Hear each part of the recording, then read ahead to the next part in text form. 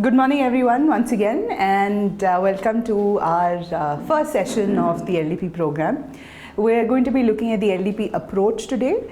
We've discussed that with most of you during the kickoff session. There's been an update that's been sent out to everyone, but we thought we'll go through the approach once more. We've had an opportunity to sort of move further along in the thinking about the program, and we'll share that with you. And then after that, I'm going to hand off to Nandlal, who will take us through the Strengths Finder. There have been 2 documents that have been shared in the past week. Most of you have already done your Strengths Finder. You need to do only the top 5 as of now. And Nandlal will take us through the Strengths Finder. If you've read the 2 documents that have been shared this week, one was this frequently asked questions around the Strengths Finder, and looking at the MBTI along with the Strengths Finder, and he's going to take us through with those 2 things. Any questions or anything else to bring up before we get started? I know we have several people who are not here. They have excused themselves. We are tracking who's attending, not attending. As I mentioned before, for all non-Bangalore locations, currently we have about 6 people who are outside of Bangalore. We are recording sessions. We will also be putting material together for reading, etc. And we are looking at how we start scheduling sessions outside of Bangalore, as well as using the material from the recordings otherwise as well, to help people, those who are in other locations as well as those who miss sessions that take place in Bangalore. No, there's nobody who's connected on Skype. Anyone who was specifically traveling only for this was told that they don't need to, and that we'll be in touch with them. Obviously, anybody who's in Bangalore for other work is welcome to join these sessions, and that may happen in subsequent sessions. But you do not need to travel specifically just for this Saturday session, right? All right. In terms of the approach, from the update that we sent out, we had originally started thinking about a Group A and Group B, but all of you know we've collapsed that. We just have one program for everybody. The program primarily has 2 components. One is the individual program, and then the other one is the group. Right? So the individual program is what we're sort of starting to kick off with the Strengths Finder. As we discussed last time, we look at different assessments that people have already done. For those who have not done variety of assessments, we look at completing some more assessments and then work out an individual plan. Right? Now the individual plan will look at individual goals and alignment with organizational work and objectives. Right? Look at, therefore, then the strengths, the areas that need to be developed, and the ways to develop that. Right? And the ways could mean any number of things, right? From coaching, mentoring, to individual or any other kind of activities that need to be put in place. So we are going to look at a series of sessions. So the next session, for example, we are going to look at 1 or 2 sessions dedicated just to looking at how we develop individual plans. This will help us work through that process and make sure that we're all on the same page, understand. And then we will have time. We're looking at everybody. There are roughly about 32 people who are in this program, starting the work on their own plans and completing it over the next few weeks. So that will run in parallel to the group sessions that are getting scheduled. Right? The idea also is, once individual plans are developed, there may be certain common areas that emerge as areas for need. Right? And those common areas of need can be addressed through other mechanisms. Others in the sense, for example, if this was an example that came up last time, if English speaking or English writing was an area of need, then we could work in small groups around that area of need. Right? Or if facilitation skills was a particular area of need, then we could work in small groups around that. So the individual plans, by the time they're all ready, that itself will give us some indication of some other areas that we all need to work on. Right? Now the group sessions are planned based around the organization and what we need to look at in terms of organizational development, organizational behavior, and where we want to be as a group of people. Right? And we have a tentative list of topics or programs on which we will be running sessions. Some sessions will be, like today's session is probably going to be only a half-day session. Some sessions will run over multiple weeks. Right? We'll start on one Saturday, we may have some homework or assignment, we come back another Saturday, and then come back another Saturday, and that really depends on the topic for that session. A lot of these topics are going to be run internally. which means it's not always going to be Nandlal. You might see Shiv do some sessions, Siddhi or Rishabh or Saur. And these are topics that we will look at, and we'll pick on everybody's expertise. That's the other advantage of doing the Strengths Finder, is look at our own areas of strength and therefore leverage that to actually share that with everybody who's within this program. Right? So currently there is a core team that's been formed. We formed this at the last kickoff session. The core team with Manjula, who is now taking over as the coordinator of the program, will plan out the calendar. We will look at what sessions are happening and inform them. As we've already said, we want everybody to participate, but there are sometimes exigencies and you're not able to be here, so we look at how everybody catches up. Right? Now, the biggest focus of this is not only about developing ourselves in this process, but taking then what we have gained through both the individual part of this program as well as the group part to other colleagues within the organization. So we are looking at application of the learning. So the biggest thing is going to be how we actually transfer this on to our colleagues. And so all of our organizations, individually or as a group, we do have capacity building or other opportunities, and we will look at connecting this program and people within this program into all of those activities. So we actually look at transference and application of whatever we are gaining or learning through this program into the rest of our colleagues within the organizations. Yeah. There is a document on everything that I'm talking. It's just been circulated for review, and I think over the next week or so we'll be able to share it with everybody, so you all have a chance to read it. We will have a chance to discuss this in the weeks ahead, and we want to make sure that everybody understands and is on board with this program. If you have concerns at any time, feel free to reach out. Like I said in my update, we'll be creating a mailing list for everybody who's in the program as well as the core team. So feel free to reach out to the core team, send an email, or to your other participants if there was anything to raise concerns or issues or provide feedback. We will be looking at feedback throughout these sessions. There will be a feedback form that comes to you even after this particular session and subsequent ones. If you have feedback on the feedback or anything else as part of it on how you want the process to be modified, feel free to let us know. This is going to evolve collectively, and we want you to engage and participate. So we do have people who were there last week, or rather were not there last week, are here. In terms of the people, you've all seen who the emails have gone out to. We will add people periodically. There are still conversations happening within the organizations, and there may be more people who get added. We have also said that if at some point people feel they need to drop out, that they can drop out. Though that is not what we are recommending. Ideally, we want people to continue and stay through this program. And also, we will look at all of these sessions. So once we have run the first set of sessions, as of right now lined up for about 8 months, we will look at a repeat cycle, and we may find that there are some sessions we may need to repeat more sooner rather than later, and we will repeat those sessions for those who are coming on into the program. So this will be a cyclical process. It's not a one-time thing. That gives an opportunity for new people who are coming on board, as well as people who have missed sessions or want to just repeat a session to actually take that up as well. So we will definitely do that. Yeah. The participation is one part where you come here, learn, but it's also important that you shape the program as well as you help others in terms of your your own skills, what you're going to pass on to them. So again, don't be a recipient. Don't walk in here hoping somebody is going to do a class. We will all take notes and go back. It's not going to be like that. And trust me, it is going to get very, very, very, very intense in terms of not just here, because LDP days are going to be a number of exercises, and also you will need to practice. You will have 2 weeks to practice everything and come back. Okay? But you can pace yourself. I think that is what Shama has been saying. That it's not that the sessions will happen pretty relentlessly, but you can pace yourself. Even if you miss, there will be some time to catch up. Videos like this and sessions will be held in other places where people can catch up. But the interest has to come from you. At the end of the day, I would like to see both the ownership and the interest coming from you.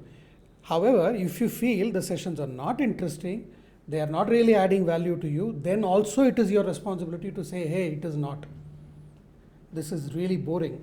Okay, time to change. Let's not be pleasant to each other to say, this session is fantastic, Kalan, on QA. I would like you to challenge him to say, boss, can we do this session a little differently? We would like to practice it like this. Okay, unless you jump in and shape it, it's not going to work.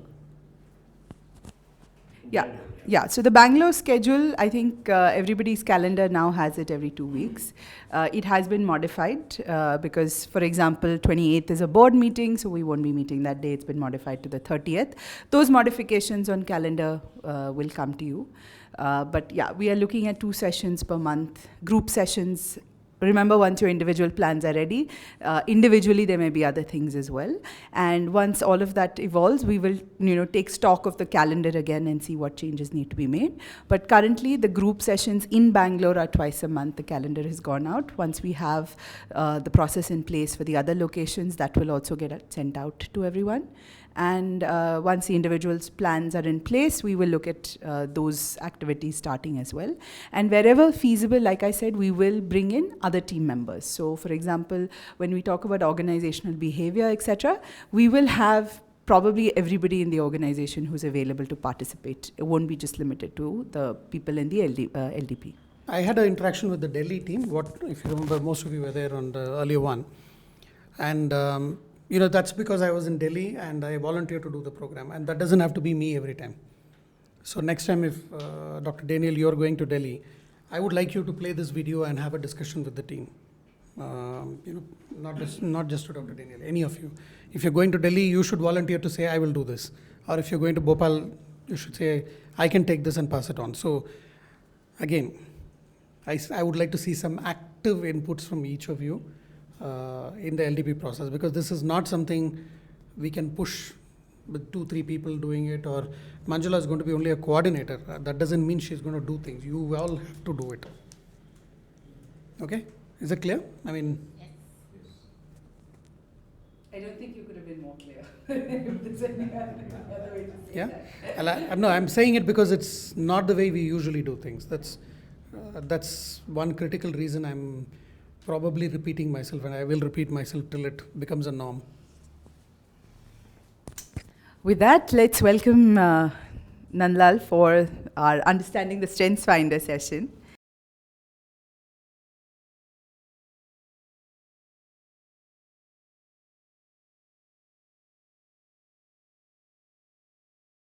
Okay, let's look at a couple of other things. I was just referring to Shama's mailer, and I find very interestingly, you have removed this whole concept of a penalty, and there is a self-belief now saying that the extent of participation seems to be fairly aggressive, and one presumes therefore that you are all actively interested in developing yourselves. Okay, so we'll go with the presumption. Okay. Let me begin not by actually walking you through a formal presentation, which I will. Right? But more importantly, let us just dwell a little bit on some of the issues that were raised last time. Okay? And some of the issues that were raised, I think we should be open enough to discuss that. That's why I circulated that FAQ. How many of you actually read the FAQ? All of you have read the FAQ? There are some of you who haven't. Doesn't matter. I brought a copy just in case we wanted to go through some of it. The objective here is to make sure that we want to use this as the medium. Okay. Now, I don't want it experienced or felt that Nandlal wants to use StrengthsFinder, therefore we are obliged to use StrengthsFinder. Right? That should not be the purpose. The reason why I suggested StrengthsFinder is because it is self-explanatory in many ways. It doesn't require somebody to interpret it. It's already system interpreted. There's a detailed report that you can get. There are multiple reports that are available to you. And each one of those reports also has as an adjunct opportunities for you to work on some of those strengths and some of the limitations those strengths bring for your self-development. That is why I'm suggesting the StrengthsFinder. Okay. So the other questions were around the whole issue of why top 5, why not all 34, issues about only strengths, no weaknesses, and so on, stuff like that. That's why I circulated that FAQ. Basis that FAQ, are there any questions that we need to deliberate here? I think we should, right? Because we are still staying with the top 5. There was a discussion between Shiv and I and Shama, and we said, I would ideally still like you to go with 34, right? But there was a question mark, right? That going with 34 means an additional investment for all of you. So I think that's one question I think we need to deliberate today together first now before I begin this, to say that is that 34 a necessity?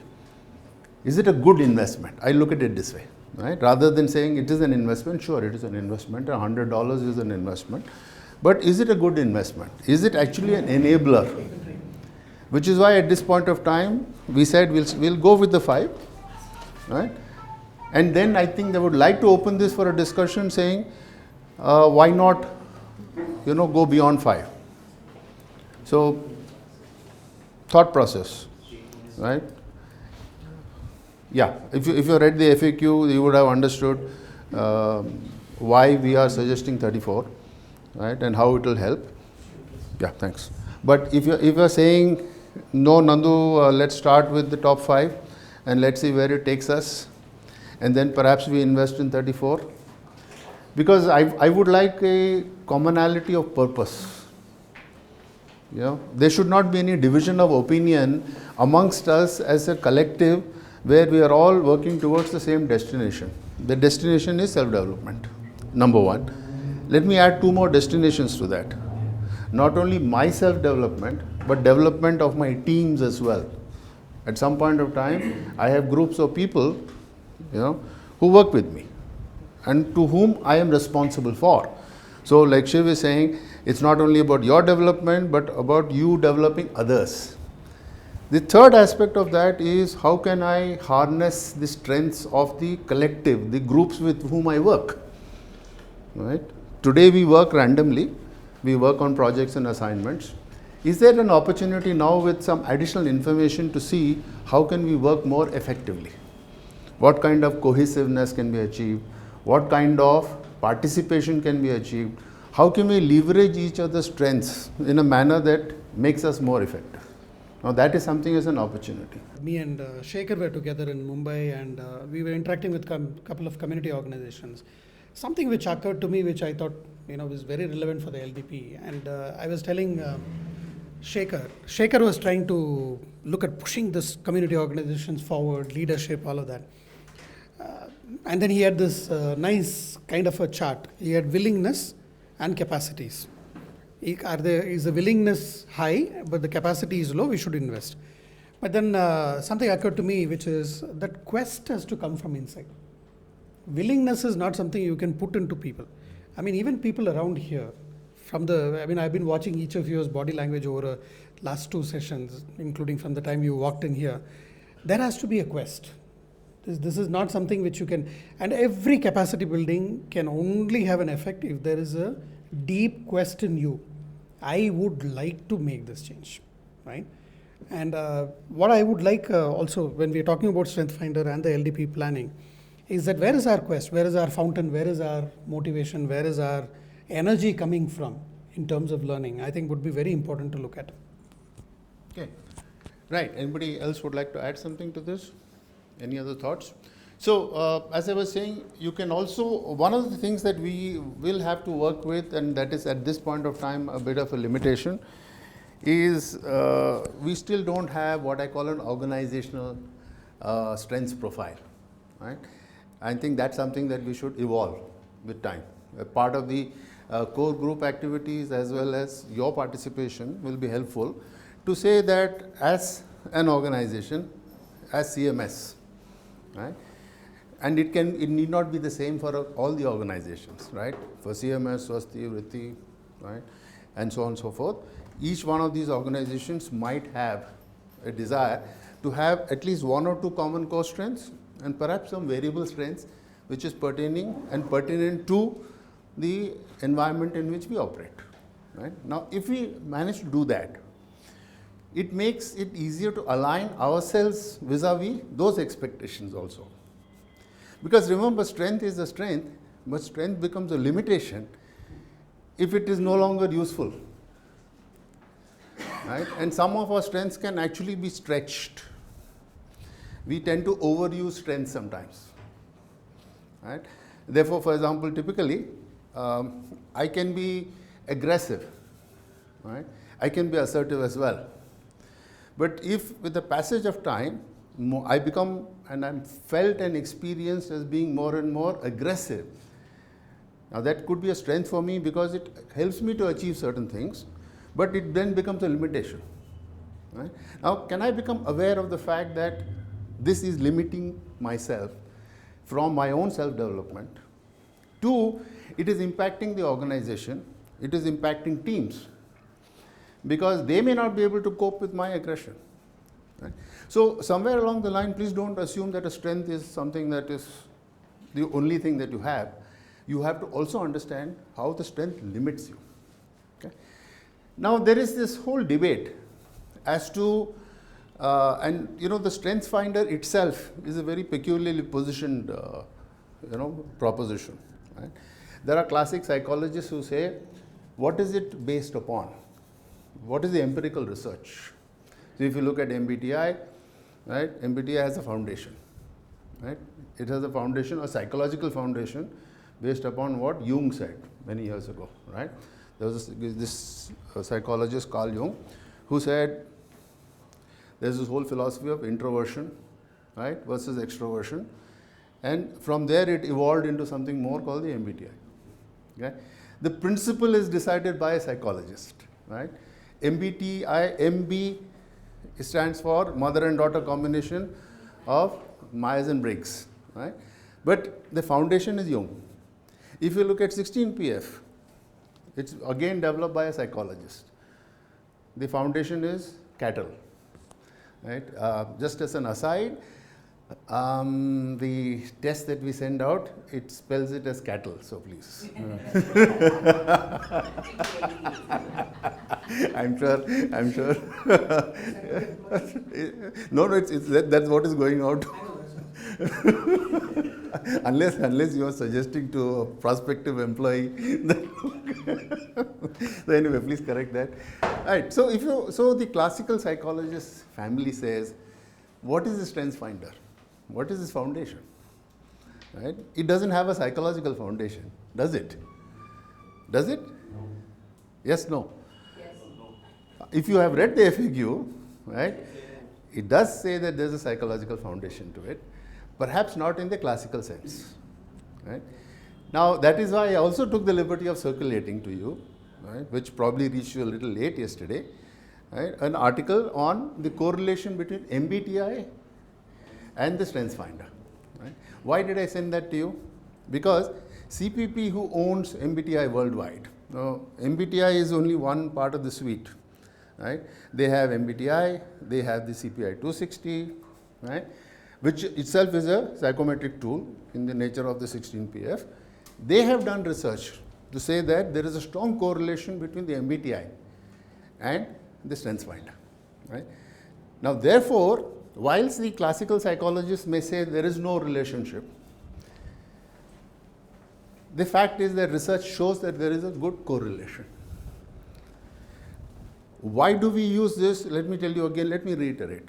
If you look at MBTI, or if you look at the 16PF, or if you look at anything else, the extent and the detail of the report has to be interpreted by somebody. That is a big challenge. In a common place, we are not expected to be, that proficient to interpret all the nuances of a psychometric report. This doesn't make any effort to lead you off into any direction of anything around psychometrics. It refers to you as an individual and says, please understand, basis your responses, what is emerging for you as your core strengths, which is the top 5. Right? Core strengths only means that strengths that you tend to use most frequently. Again, not strengths as understood in the colloquial sense, strengths as defined by the strengths finder. That's why very important for you to read the reports very carefully, because the reports do not talk about the conventional meaning of a strength. Clear? Okay. Let me pause again. The query is, why are we concentrating on strengths and not weaknesses? Right? The FAQ addresses that issue, but let me readdress that. it says that we all have weaknesses. The classic psychologist says that if you don't address a weakness, you are making a fundamental error in assuming somebody is actually going to develop. Right? Now, the philosophy of the Strengths Finder says, of course there is a weakness. Please be very clear about it. It no way says that we don't have weaknesses. Its approach is slightly more positive. Instead of saying there's a weakness that you need to work upon to develop, it says that look at a weakness of an underutilized strength. Not look at it as a weakness per se. Right? It's like the body. Right? Are we aware of how many muscles the body has? 600. How much? Go ahead. 600 something, 700 something, 800 something. Yeah? But whatever it is, are we using all muscles all the time? No, we don't. Are there some muscles which are underutilized? Yes, there are. Right? Now, when do you want to invest in an underutilized muscle? Absolutely. So when you invest in underutilized muscle is usually when you have the need to utilize that. Right? Let me give you an example. My father took an injection for some pain, right? He took a cortisone injection. So happened that the whole batch was infected with streptococci. Somebody had actually sneezed into that batch, right? So he had massive infection. He had gangrene, right? As a result of which his right arm, half his arm had to be scooped out, refolded, right? His hand twisted itself virtually, okay? After that, he couldn't hold a pen and sign the way he used to sign or handle it the way he used to in the past. What did it do? No, it didn't. That's the difference. He could very easily have used his left. But what he said was, this is too much trouble for me to learn to use my left because I'm too old now. Must have been around in his late 40s. He said, I have got other muscles that I can use here. So what if I lost a few? He actually lost a few muscles, right? They had to scrape it off to the bone. And he had to do it because he couldn't sign a check. His signature varied. Checks would keep coming back saying that his signature doesn't tally, right? Nobody understood his signature, and he was, he was a commissioner of income tax, and people said, is this an order passed by him or by somebody else? Right? He decided that he will use things that he had not used and forced himself to work upon in such a way that he brought himself back to almost where he was before the operation took place. Now, that is exactly what I'm also suggesting to you. This is what Shiv is suggesting. Investment is about your desire to want to make a change. You can either easily give in, choose an alternative, or feel intensely the need to make the change because it helps you. And that is very important for you to understand that whether we use Strengths Finder, we use MBTI, we use 16PF, this development process is about you, not about me.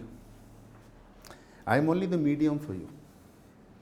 I am an enabler at some point of time. Okay? But you must intensely feel the need to want to change. Why do you feel the need to want to change? All of you who are here? Not because I want you to change, I don't want you to do anything. Right? Why do you intensely feel the need?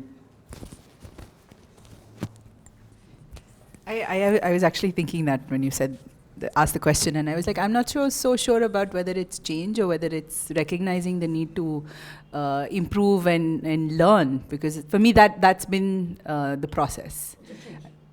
Sure, but if it's one way of looking at change, but if you say, what do you want to change about my life or whatever, I'm not necessarily saying that it was terrible and therefore I'm changing, but I'm saying that I see the need to constantly learn and improve from where I've been, and I think there are certain areas that I'd like to see myself doing more and better, which is why I'm here.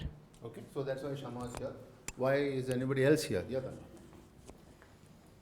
for me, I know I'm doing something in my area what I'm doing, but I'm wanting to reach a point where I'm not able to easily reach. I'm seeing like once I do this program and I understand my strengths which I'm not fully utilizing it, I'll be easily able to reach that point and I'll be learn and I'll be able to take the contribution from other team members how they are putting all the efforts to reach to a point. So that is how I thought it will be useful for me. Okay, great. Yes.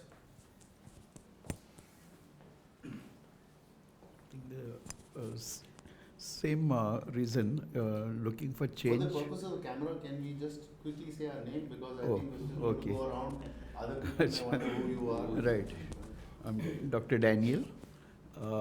I just wanted to say what Shama said, need to change for the better. It need not be a change 180 degrees or 360 degrees, that type of a change, but always feel that there is always a scope, potential and the need that one can be better and better. That is what we are looking forward. Okay, let me, Siddhi. Yeah, I'm Siddhi. While I actually more agreed for myself to what Shama had said, I would like to raise a bit of a challenge here. See, the thing is, I know that somewhere in the past when we've had many of sessions with you, and you've talked about people not really changing unless there's an earth-shattering kind of episode in their lives. It could be the death of a very close person. It could be, something like undergoing a health episode. So to that extent, I mean, I'm not sure that is the kind of change that we are talking about, but I do like to throw it out there because I did do all the 34. Somewhere when you look at the bottom, there is a sense of doubt that comes. Is that, is this something that I want to work on? Is this something I can work on more than want to? So I just want to put it out there. Okay. Good point. Siddhi raised this last time as well, saying that is there, should there be, some episode which actually propels us or compels us to change, right? Like my father's episode, he had no choice, right? He could have gone and become a lefty, but he chose to change because he said no, right? So is there that kind of compulsion always to bring about change? Not necessary, but does that help? Perhaps it does. Okay, so let me, let me allow you to reflect rather than compel you to give me a reason, which is not my objective here. Let me ask you a slightly different question. What will make you drop out of this program? What will be the compulsions to make you drop out of this program? When will you decide for yourself that, hey, okay, nice program, CMS has put together something, it's serious about certain things, not about the session I'm doing, right? But program overall in general, right? What will be the situations that you envisage in your own mind when you would like to drop out of this program? Now remember, there is no penalty for dropping out. You can just walk away, right? Earlier you might have said, if I drop out now, she will slap me with some penalty, right? Now he's taken that away. Right? Now she was wondering whether you have to reimpose it, right? Or whether he was very liberal about the whole thing, right? No, but he's serious about it. He's saying, look, there's no compelling reason from an organizational point of view saying that if you don't change, I will penalize you. Right? He's saying he would like everybody to change, and Shiv has been the largest advocate of it because he himself, he says, has worked on himself for his own changes. Right? So I'm asking you this question, and I think you should reflect on this as well. When will you drop out of this program? To me, it is too early to say why I would drop out of this.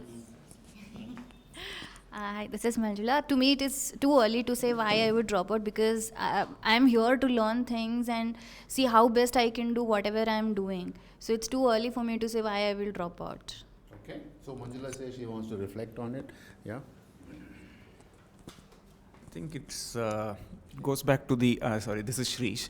It also goes back to the first question you were asking about change. I think this is, maybe we should not use the word change.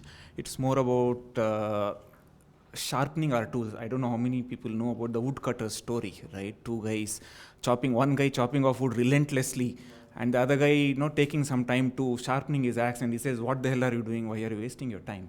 So I think this LDP I see as the opportunity to sharpen my axe, and if my axe is not getting sharpened, maybe I need to relook at, okay, hey, am I doing the right things? Am I doing justice to myself, justice to the organization by continuing here? That would make me pause and reflect. Yeah, sure. So I would like to leave you with both these questions, largely because I think this is going to be a decision that you need to take. Right? We all of us don't necessarily want to invest in change.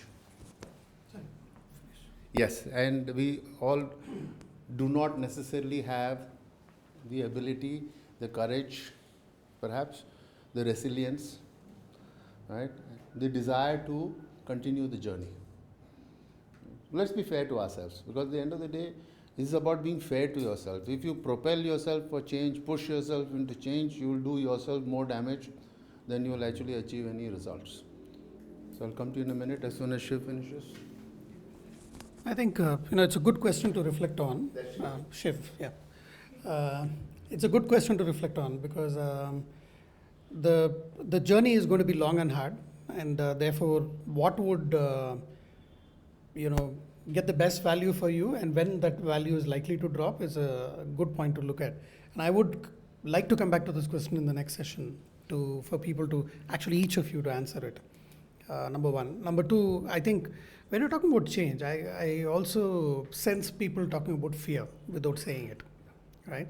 Because change means losing something and gaining something, but many times it's a scary process. So I think, I don't disagree with you when you say it's about sharpening, or Shama saying improving from the current status quo. But I would go back to change to look at it straight on its face to say, why are we? It's not that in all occasions change is the only way. Improvement is a better way to put it, yes. But I think change also scares people. I think it's good to talk about our fears and concerns at some point in time during the journey of LDP. Right. Thanks.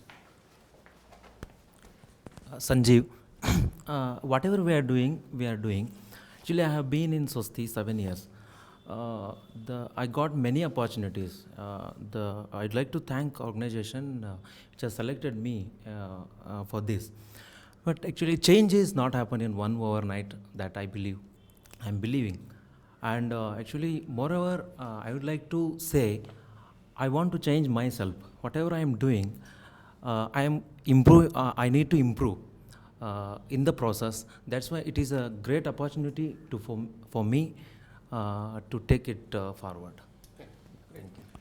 So let's also use this opportunity not only to to reflect on it, but also, as Shiv says, I think we should be fair to ourselves, right? So in the next session, I think we should be fair to ourselves. Not only to ourselves, we should be equally fair to the participants who are part of this program, because your participation adds value to them.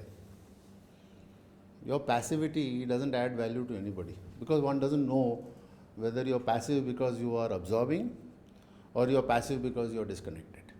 Both can happen. As an introvert can be very passive because that's the internalization of the learning process. But you can also be disconnected and therefore be passive. Okay?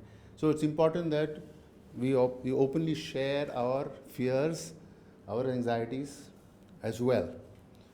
Because learning comes through an opportunity for other people to understand me and my own fears and anxieties, because then only it adds value to change. So think about that as well. Okay? Yes, Kalan. Yes, sir. Yeah. Kalan, so two things, sir. Again, you asked two questions. See, what made me to come here and sit in this session? The one thing is, the name itself is very interesting, Strength Finder. It means it helps me to find my strength, and also it will help me to understand whether the people around me or where I am there, whether they are understanding my strengths. If both of it is not happening, means it is not going to help. So that one. And when I made dropout, because this is my expectation, if the whole process is not satisfying or not showing any results of this type of improvement, I think automatically I'll be dropped out from this whole process. Okay. Interesting, right? And I would just give you a lead and pause there. It is for you to decide how to make this process interesting for yourself. I can't make it interesting for all of you. I can make it interesting for some of you, right? I may be interested in it myself, but I can't make it interesting for all of you, number one. Number two, you have to decide and define what will sustain your interests. Right? And there are 34 of us who are participating in this process. There may be 34 requirements, right? And the best way to do that is start opening up and saying, this particular thing didn't work for me, or I didn't enjoy the session. I don't think I got much value here. Please understand that change is not the objective of this program. I'm clear in my mind. Right? Change is not the objective of this program. The objective of this program is to enable you to look at yourselves as individuals, to look at yourselves as leaders in an organizational context, to look at yourself as leaders in any context, whether it's a community, people you manage, or the larger organizational context, and to say that, how can I make myself more effective? That's it. Will it impact your home life? It might. Why not? Will it impact your relationship with your family? It should. Right? I don't think if you say I'm here to change, then you'll find it very difficult, because change will not occur. Change requires a huge amount of inner churn, right? Otherwise change doesn't take place. And to sustain change takes even more effort, because you need what we call feedback. People must start telling you that, wow, you're a different person today. I like who you have become. It's so very difficult, right? But if you, at this point of time, are satisfied with who you are, which is what the Strengths Finder is all about, then you have to ask yourself, what will create dissatisfaction for me to want me to invest in some change? And that is very important. Satisfaction comes from you being and you liking yourself for who you are. But it's possible that other people may not like you for who you are, and that may be a starting point to reflect that should I start giving cognizance to other people's expectations of me? And if I make some changes, will that make things better for me? It may not. It depends on what you want to do. So I don't want to make the presumption that we are in a LDP is about change.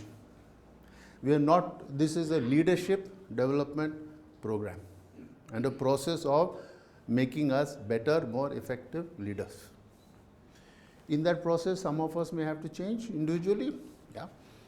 Some of us may have to collectively change. It's a possibility. Okay. Thought with you. Okay. Now, I've given it a little bit of a. So I usually am not very comfortable doing PPT stuff like that. Right. It's not my forte. But I think I need to do this because I need to give some structure to this. Right. And I'm going to ask you, all of you, I presume you have brought your reports, right? Now, which report do you have with you? There are several reports which the Strengths Finder gives you. So, which report do you have? You got the first report, which is the top 5. Have you taken any subsequent reports? Huh? Yeah. So all of you would have this. The first report talks about your signature themes. There is another report which says Strengths Insight Report. Yeah. So how many of you have got the Strengths Insight Report as well? All of you have? Good. And then there is a Strengths Insight and Action Planning Guide. All of you have that? Yeah. So I suggest those of you who don't, please take all 3 reports. Because the Strengths Insight is, if you look at the first part of the report, which is the signature theme, is giving you only a snapshot. Right? If you look at the next report, which talks about Strengths Insight Report, it is now allowing you to look inside what each one of these strengths means for you. Right? And the third report is the Strengths Insight and Action Planning Guide that knowing yourself as well as you do now, what are some of the things that you can perhaps start examining as a development process? Okay? That is why I said I use the Strength Finder largely because it's self-explanatory. It allows you to set your own pace. It allows you to define what changes you wish to make or what investments you wish to make in the self-development. Okay? So that's why we are talking about relevance, its presence and fortification. Right? How can we add to this, make it stronger? Okay? Now, have any of you ever read Alice in Wonderland? Okay. Right? So Alice in Wonderland is a wonderful book, right? Written by this great guy called Lewis Carroll, right? So there is this whole story about Alice, and Alice meets a Cheshire cat, right? So don't worry. Part of what you need to do, some of you may need to do as to improve your strengths is to now expand your reading habits. Yeah. How relevant it will be, you have to examine for yourself. Including what comes our way like FAQs. Yeah, including what comes your way like FAQs. Thank you, Shiv. So, why do you read, right? Why should you read? For example, Treasure Island. Any of you read Treasure Island? There you are. Long time back. Yeah, sure.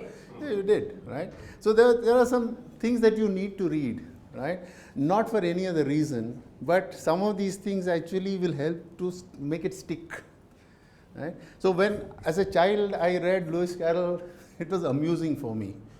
And now when I'm reading Lewis Carroll a second time around, it's making me ask a lot of interesting questions. So there's Alice, which is saying, asking the Cheshire cat. Now, Alice is this lady who's lost in this, wonderful world of make-believe. And so she encounters a cat. A Cheshire cat is one of those, big fat cats sitting on top of a tree. So she wanders around, she sees this cat, and she asks this cat, okay, which road shall I take? And the cat's response is classic. He says, where do you want to go? Huh? And what do you think Alice said? So Alice then says, okay, I don't know. To which, what do you think the Cheshire cat said? Then it doesn't really matter. Right? Development is like that. So Siddhi will now hit me with the computer. Her biggest bugbear was goal setting.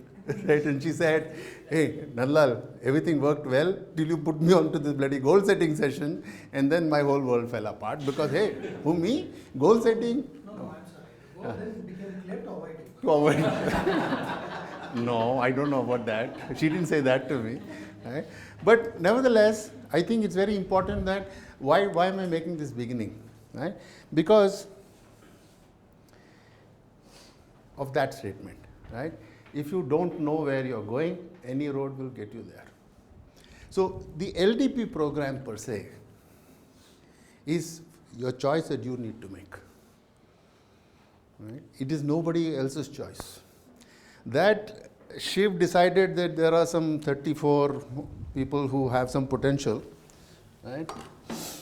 Doesn't mean necessarily that Shiv said that these are the only 34 people with potential in my organization.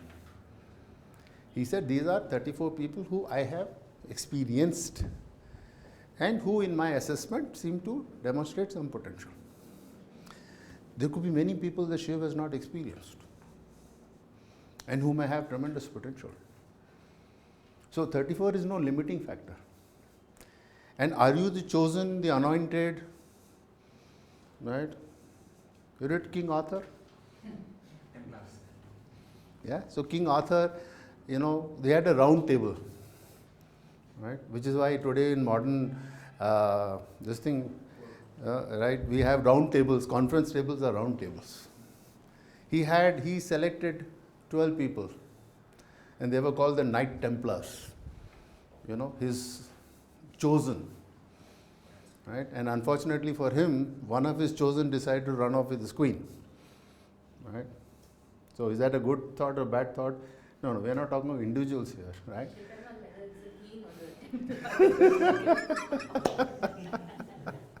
So I would like to pause here to tell you, your first decision is to decide which road you want to take.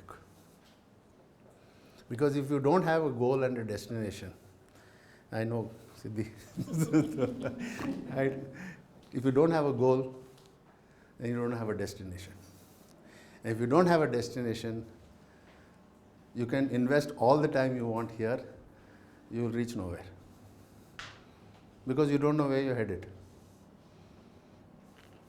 Now, can you know how you can start investing?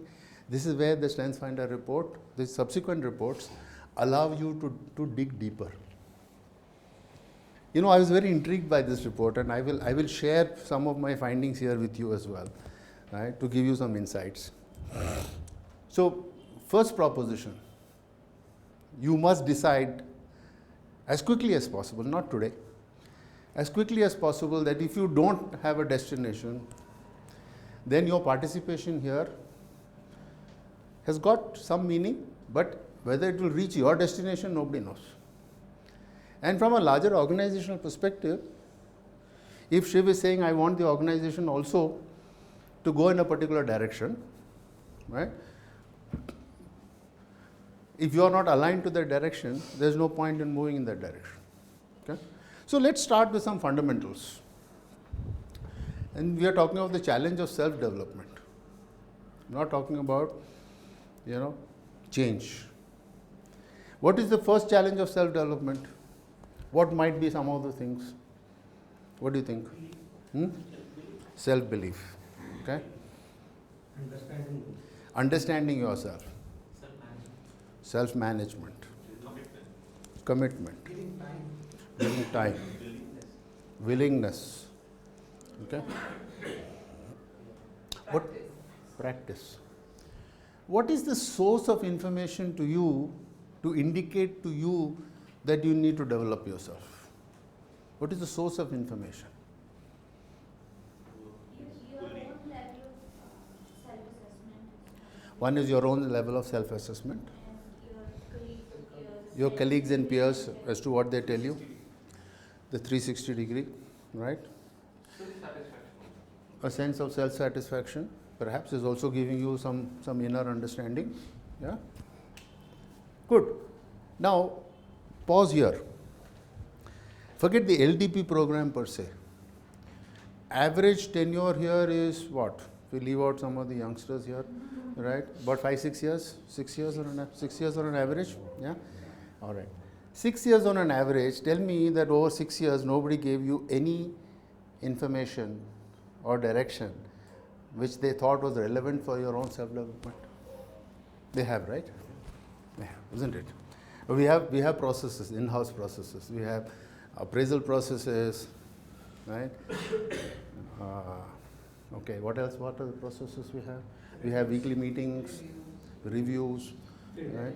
Feedback sessions, right? You go all the way to Karwar to take feedback, or sometimes we go to Goa to give feedback, right? All that has happened. Sometimes we go to Darshini to feedback, right? Sometimes you get feedback over a beer, right? Where I don't know. We take a walk and give feedback. Or cycle and give feedback. Yeah, cycle down Danube, right?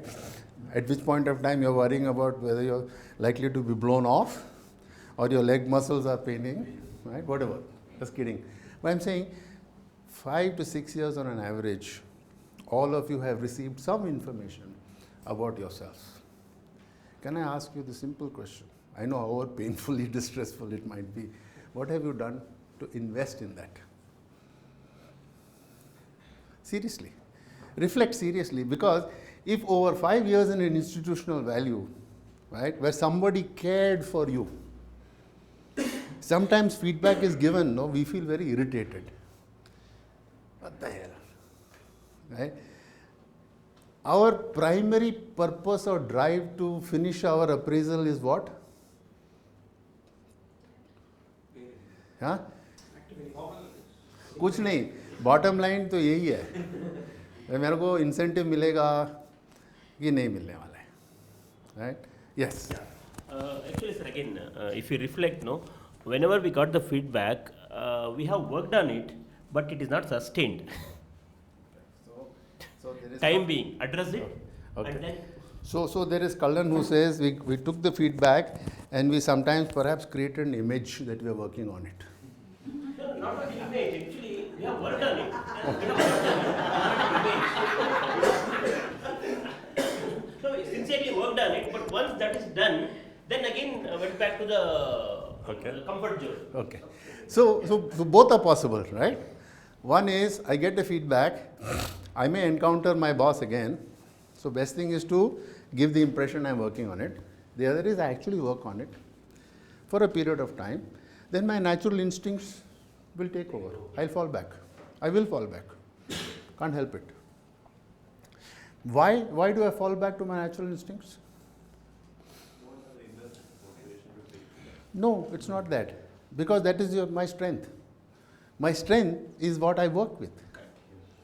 And when I'm asked to work with something which is perhaps counter to my strengths, I find it that much more difficult, which is what you call weakness. The word that weakness that we use, often enough the feedback is for you to work upon your weakness or lesser use or underutilized strengths. I've been reading this book called Slow and Fast Thinking. In that it offers another perspective, which is about system 1 and system 2 thinking. You know, the system 1 thinking is what becomes second nature to you, like when you're driving, if you are a reasonably good car driver, you know, what you have to focus and learn during the earlier periods, and then when you're normally driving a bike or a car, it becomes second nature. Absolutely. You don't have to tell yourself, I need to change gear now. System 2 is about application. If I were to tell you 343 plus 641, how much is it? You know, you will need to apply. You'll have to focus and apply. That is system 2. And it's very interesting. It says all of us are lazy to apply system 2. But the thing is that getting a balance of system 1 and 2 is about how that yin and yang is what will work. I would therefore urge you to also read that book, right? It's a very interesting book, right? And as part of this process, Shama, what I would like also for us to do is from maybe once a month, we ought to put out a book of topical interest and say, read it because it gives you insights. Thinking fast and thinking slow, right? Class, it's not something, it's a new book, it's an old book, right? And from time to time, certain books get ascendancy because somebody reads it and says, wow, right? So meaningful. Transforming yourself is about learning how to move away from what you already have as a strength and start asking yourself, how can I work on something and make it a strength? So some things we know by instinct. No, we know that because there has been learning. Yeah, there has been learning. So he actually starts the book with a very good illustration. He will show you a picture of a lady, right, and asks you, what is the first impression you get? And it's very easily to say, oh, she's angry with something, she's frowning, etc., etc. Why? Because instinctive learning comes that way. But how can you then apply and make that into instinct as well? This is the process of transformation. So let's see, we said, people have told you, you know yourself well enough, right? On the negative side, we are often stuck in the past. Past is not bad, it's just that it happens that way, right? We often experience discouragement. Feedback as a process, which is why on my last session with you, I said, let's move away from feedback into a concept called feed forward, right? Because feedback is about a reminder about the past, things that you want to forget. But you are reminded of it constantly because you're not moving forward. You actually dislike wanting to go for a review meeting. Why? Because you will be reminded of things that you ought to have done and have not done. Which is why I say that, look, let's move away from that. It's a scary process. Feedback is a scary process. If we say that, okay, today, as of today, I acknowledge these are my weaknesses. I'm going to take one weakness, which is apparent, and I'm going to start investing on it for my development. Then there is focus. There is a goal. There is a road. There is a direction in which you want to take. Because usually feedback is about multiple things. Oh, you delayed this, you didn't do that, you were not effective in a team, didn't make presentations, and so on and so forth, whatever it may be. We are all stuck in the past, including me. Huh? It's not that because I'm standing here, I'm different. I'm also stuck in my past. And past can be very, very discouraging, because that is what happens. Whatever you do, you're always reminded of who you are. I don't know if any of you read my blogs. I've stopped writing for some time. I wrote a blog about myself. Right? I said for a long time, I'm a natural lefty. Right? For a long time, I was the subject of ridicule. My father would actually call me Notangayan. Notangayan in Tamil means, a guy whose, right hand is supposed to be blessed and left hand is supposed to be cursed. I don't know why, right? When we were born without any inhibitions. And then people planted those inhibitions in us. Oh, the left hand is meant only for certain dirty jobs. Really? What if you didn't have a left hand? You would use the right hand, or you would stop using it altogether? Right? So this is the image that people plant in us. We become what other people want us to become. And we live that life.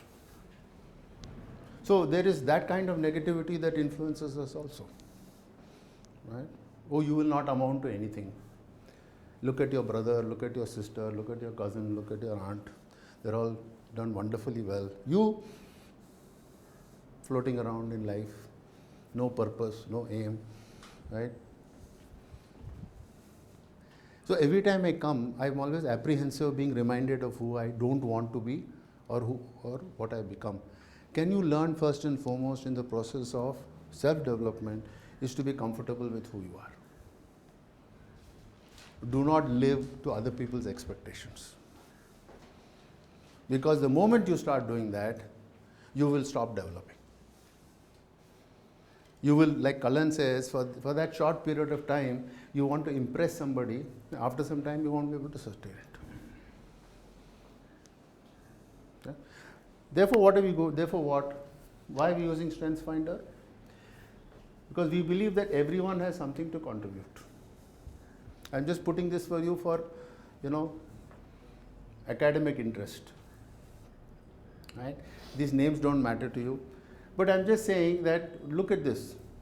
Everyone has something to contribute. Each one of us has something to give.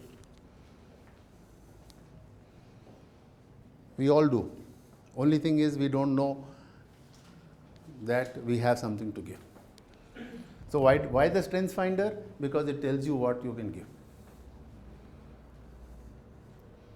There is a document in front of you now. Now, have you been honest? It doesn't really matter. If for those of you who read the FAQ, right, it actually said that this is a probability of error is pretty low. Right? It also answered some of the questions, why this 20-second limitation that has been imposed on me? What if I missed a certain sequence? What if I find two things which I say similar things and I should have a choice between either or, I should choose both, right? It doesn't matter. Don't look at the instrument per se. Look at what the output tells you. That is what I would like you to start focusing on. So what is the strengths definition for all of us, right? Knowledge, talent, skills, we all possess. Strengths binds all of us together.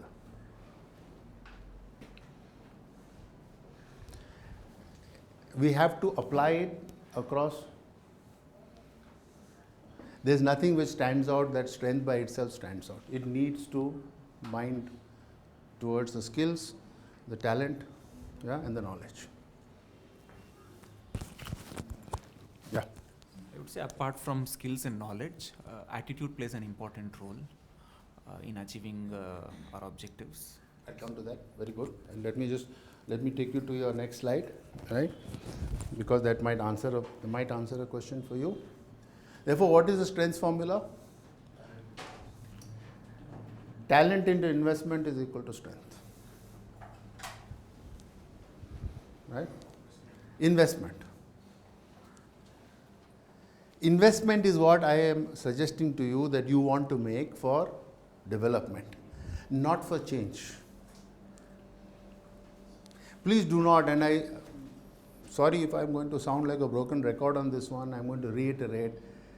If you change, well and good. Objective of this session, as far as I'm concerned, or using this process, is not to make you change. I don't want you to change.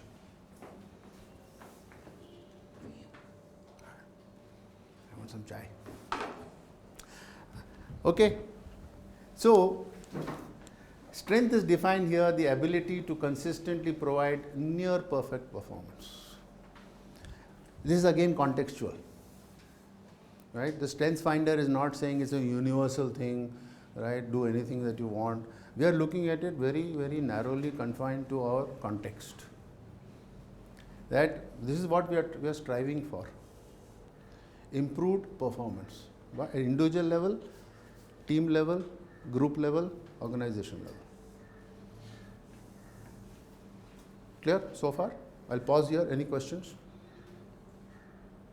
This is all available to you, right? I'm just reproducing it for those of you who have reluctance to read. Yeah. Not referring to you. Rishabh, I actually got a chance to read the book actually, Now Discover Your Strengths. So actually in that it says that it talks about Bill Gates, and it says that he actually had the ideas about Microsoft, and the implementation part of it and the marketing part of it, he never knew that what to do about it. So he hired some other guy, some Paul Allen or someone.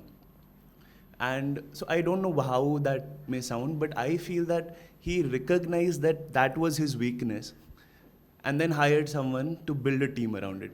But then in the book it presents like this, saying that he knew that his strengths were ideation, etc.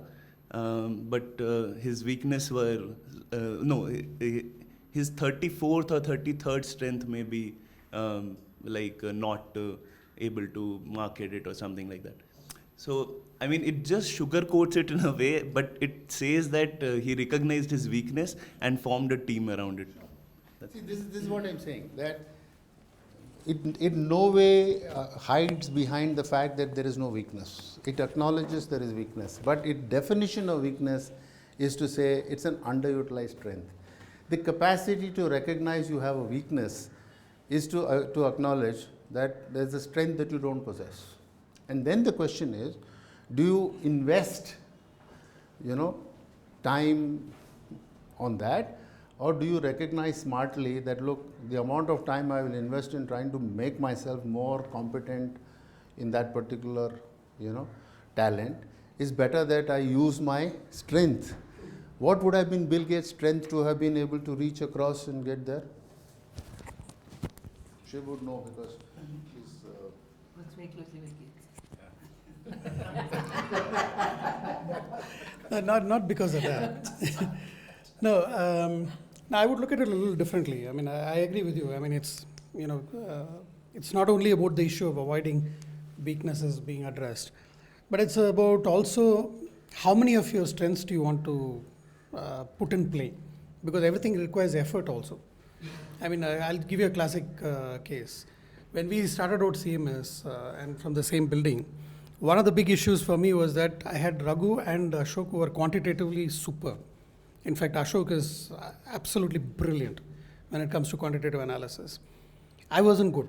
In fact, my maths and other things were pretty bad.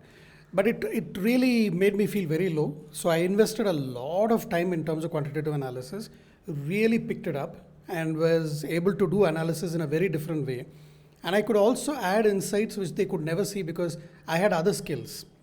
I could just look at a sheet of data and come up with an analysis. Nothing, I don't even need to crunch numbers, which both of them couldn't. They would have to sit down, count and everything. But then it hit me that why am I struggling so much to prove to whom, right? At some point in time, I said, these two guys are so good at this. They should focus on it. I should focus on things which I'm very good at, which is about relationships, which is about, broad thinking, which is what I revel in. And why am I limiting myself so hard? In the same building, I finished a report at 4 a.m. in the morning. I was so thrilled. Played loud music, and then I stopped the music and I said, what am I trying to prove? Right? It's also about that. I mean, you can always work on things and improve. But it's about what are you going to leverage to your best advantage. And in that sense, I just want to remind all of us that there has to be a reference point to all of this. That reference point is a new role you're going to play. Sanjeev, if you're going to take up something new in Chikbalapur, or Saurji, you become a state program manager. Not new to you, it's not a new role at all. But in this avatar, it's a very political role, right? So the whole politics of the response is something which is different from a project management. So that reference point is very critical. So let us not look at strength in isolation. That way, till we die, we'll all be working on something or the other and die very unhappy. But it's about what's the reference point to which we are working towards. Yeah. Go ahead. Having IB and all in college, when you look back into your school days and all, I used to be terrible in maths as well. So my mother always used to tell me that why are you not scoring in maths, rather than looking at my English scores and my history scores, etc., where I was good at. So, and I actually worked on maths. This was in primary and middle school, and got like 99 percentile in CAT and quants, something like that. So it actually works out that way, because we thought we were to look in your report card and see where are you. Even our monitoring systems, I'm not talking the monitoring what we are doing right now, but the classical policing cases, what we call in monitoring, we always look at which indicators the organization is not doing well, rather than looking at where they are doing well. So I'm not sure how that will pan out in Which means it's like you're ideally working on your weakness, right? I mean, in this context that we are talking, you're ideally looking at how you can overcome your weakness, how you can build upon your weakness. Well, I think, sorry. Yes, Shama. Actually, I think to me personally, just over the last couple of weeks, doing the Strength Finder and actually even looking at the MBTI and the document that you shared, for me what's been good is to, I'm not sure it is about necessarily always working on your weakness, but recognizing that there are certain things that you're not good at or is not your strength. It's not that you can't do it, but that naturally you don't use that much. But then saying that therefore, how do I play the role that I'm playing or take on a role, the context that she was just talking about, and saying that I as a person with these strengths will play this role very differently from, say, Saur, who's going to play that. And therefore recognizing that and maybe even articulating expectations differently. And if, like we said earlier, if organizational requirements are different, then to recognize it. Because for me to work on my 5 weaknesses in the next 3 years and change and do differently my role may or may not be possible. Right? Because the organization and expectation is not that in 3 years she'll change and she'll do something, but that she'll start doing something about it now. So I think there is that fundamental recognition. We do have certain strengths. With those strengths, what can we do better? And if there are things that I'm not good at, therefore then maybe somebody else should be playing those things if that is the expectation.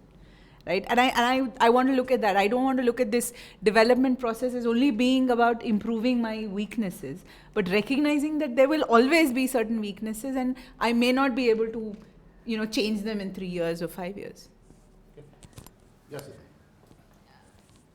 Yeah, just to add to all of that, it's also recognizing your really pinpointing the weaknesses. And for me, the example illustration for myself came when, again, not being very strong in quantitative, I felt very uncomfortable when I had to write reports and depend on others to give me data, and then having to go back to them always. And at a certain point, it was I said that, okay, let me just start learning it all myself, and I started that. And one of the things that Raghu had pointed out to me is it's more about me holding the control and needing that control, rather than me needing to know how to do quantitative analysis. So I think once that gets pinpointed, it's what you work on that will be more effective as you move along. That's brilliant, because look at what Siddhi is saying, that it's not about working on a weakness which he perceived to be lack of quantitative depth, but the feedback that Raghu gave her was that, look, you're in control, take charge. That is really the strength you need to work upon, rather than invest in something. So invest in that strength which makes you more assertive, more demanding. Don't worry about becoming more proficient in quantitative, right? So I'll just respond to that in a moment. I'm Saur. Sir, in my experience, whether during the review meetings or whether during performance appraisal, people are told, like immediate bosses say that these are the areas to improve, or these are your weakness. Immediately those people, they work on, they start to work, but it is not like growth oriented. It is more of like a response. It's like crisis management kind of a thing. But reaction, that's the right word. That's a reaction, but there is no continuity after that. So that's what even what Kalan was talking about. That was one point which was bothering me. The another point what was bothering me is, one is the investment when we make. Is there a limitation to the investment, or it is like there is no limit? Investment could be my mental energy, investment could be the time, because time is limited, it's 24 hours in a day, that's it. And I have to do 48 tasks. Okay, so these are the things like, how do I prioritize, number one. Number two, whom am I going to, it's not exactly the satisfy is a word, whose expectation am I going to meet? Am I going to meet my own expectation because I have chosen to be here? There are some gray areas which I need to revisit and see whether I can improve on those. Okay? Or my priorities, the organization has identified me for this. So I don't know what organization thinks about me, where they have slotted me, in which category they have put it. Like, I'm good in people management, I'm good in advocacy work, I'm good in writing, I'm good in this and that. There may be a couple of criterias organization must have put, but I am not aware of it. So therefore, where am I going to fit in? Whether will I be able to reach organization's expectation, or whether I'm going to reach my own? So this struggle might make me to answer a first question. When would I think I should withdraw? So these things, if I'm talking. Not on behalf of everybody, that makes me to think possibly I'm not meeting organization's expectation, I should withdraw. Or possibly I need some more time because my mental ability is not equivalent to Mr. Nandalal's ability, because each one differ. Both either crisis management, both time management, somewhere my mind takes up to certain limit. So I think these are the basic, fundamental things I was struggling with. And I was passive. I just took it to myself, Anandlal, when we say people are not speaking or silent observers. I don't think at least I'm disconnected. I'm very well connected. But too many different questions were bothering me. Where do I put everything, arrange them so that I get a direction? Thank you.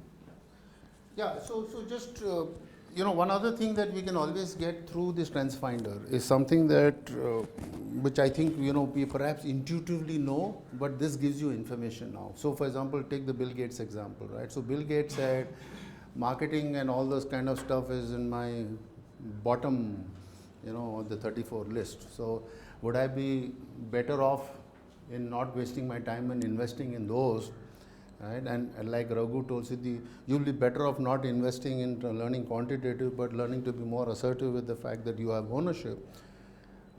Would there be an opportunity for us also to look at each other using the Strengths Finder now, top 5 to begin with, and say, I'm not good at this, so who amongst my colleagues can I reach out to and say, hey, I need your help? Because development is a process of helping each other, not being shy about saying, I don't know. Right? And that is very important for you to recognize, because if you are not willing to recognize that, right, then you'll have a major problem. There are 34 talent themes here. Right? Now, as we said, what is the empirical evidence? No two people in this room will have exactly the same, isn't it? No two people will ever have the same. So, can I, at this point of time, say these are my strengths? What is it that I need from somebody in this room or team members, colleagues? Can I reach out? Can I reach out and say, okay, I'm not good at this. For example, take my own case, right? I'm hopeless at marketing myself. I don't know how to sell myself, right? Should I make the investment? Should I make I don't think I even want to go there. Why? Because I'm asking myself the amount of time and energy I will do in investing in that, perhaps I can get somebody who's better at it. Which is why when I wanted to focus myself on marketing myself, I went to 2 young people, right, who had those talents. So one guy designed my website, the other person designed the content. That's it, as simple as that. Right? Now it's running. I'm too lazy even to post my own blogs. Right? I write it and he has told me how to do it. It's very simple. All you do is do it, go there, log in, and just put the attachment. I'm like, yeah, okay, fine. I'll think about it. Right? But that's me. That's me. Can I recognize that that's not my strength? Will it help me in some way? Would it help me if I were to develop that? Because there are 34 themes. There's no way in which any one of us can say that, look, these 34 themes, if I start investing in, I will really grow. It's very unlikely. Therefore, focus on what? Focus only on what you think. First, identify your strengths and how do we build on our strengths. So you got the first phase is done, 34 strengths. Okay. Now in this room there are people here with 5 top strengths available to us.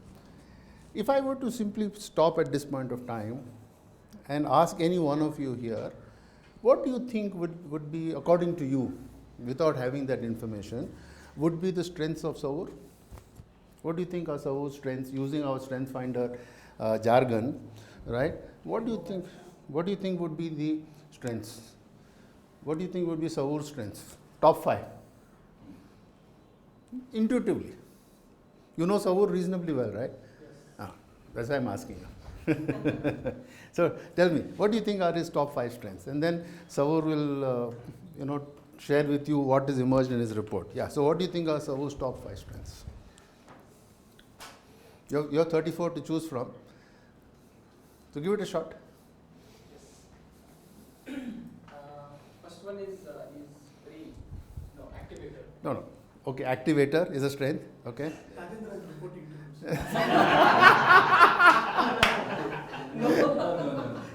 Then we can ask Savoor to go out. No. Okay, yeah, Ranjan. Go ahead. Recently, from last 2 months. Yeah. Okay. Okay, so activator is a strength. Okay, what else? Top 5. Yeah. Top 5. From this. Is analytical. Analytical. Okay. And learner. Okay. Learner hai? Huh? Ideation. Okay. Only 4. One more I need. And positivity. And? Positivity. Okay, Savoor, what are your top 5? Strategic, restorative, ideation, analytical, futuristic. You see? No. No, doesn't matter. I'm just saying that now this is how you form impressions, right? This is how you form impressions. Impressions are formed on the basis of actions, experiences. But he actually believes that he has those strengths, right? Now, whether he displays them, uses them, is the question mark. Why don't you see the strategic element of Savor's, strengths? Perhaps he doesn't demonstrate it, doesn't use it, right? So I think part of our deliberation also is not simply to say, okay, I've got my top 5, right? This is gospel.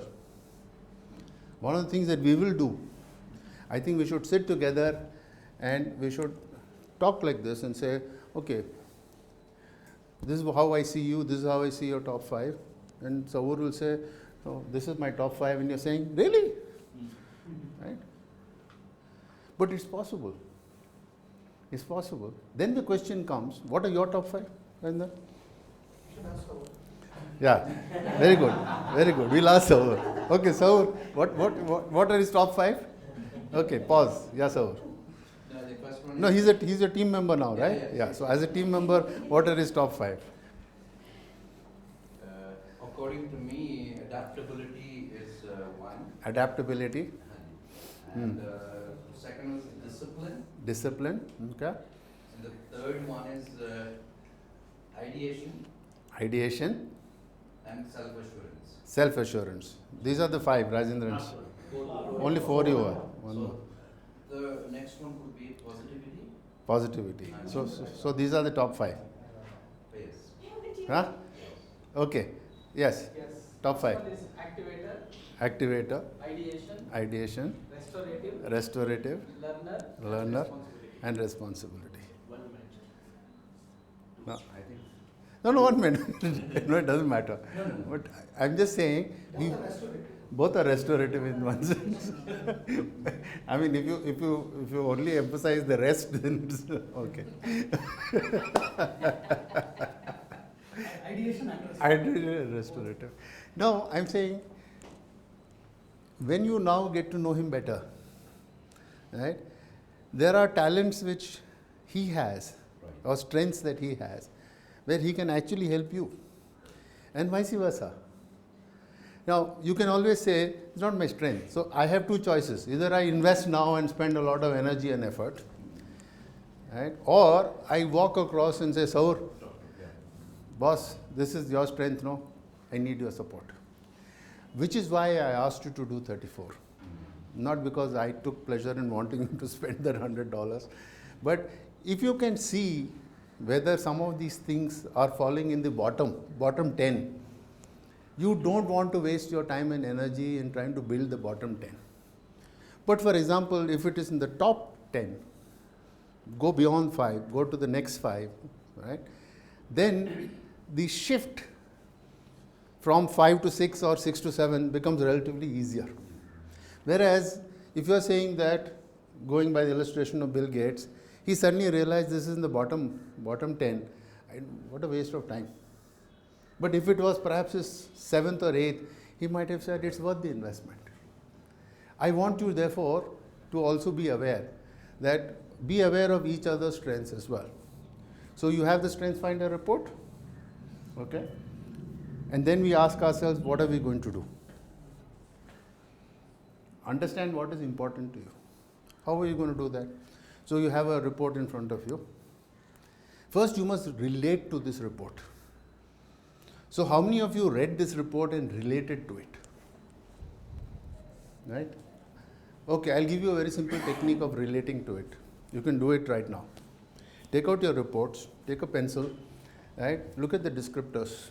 There are some words used there, some descriptions used there. Underline everything that you think really defines you. Simple exercise. Take any one strength, right? Doesn't matter, take any one strength. First, ask yourself this question, do you connect with all 5 strengths? Do you think all 5 are reasonably reflective of who you are? Then take any one and read those words, okay? Now, one is to read for yourself and underline those words. So, underline those words that you think appeal to you. This sounds like me. Right?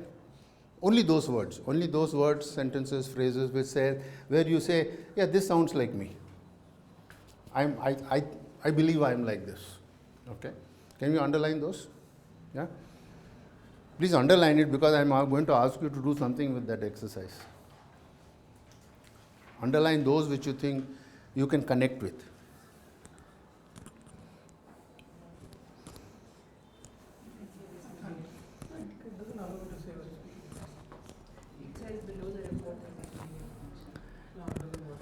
How come you don't weigh?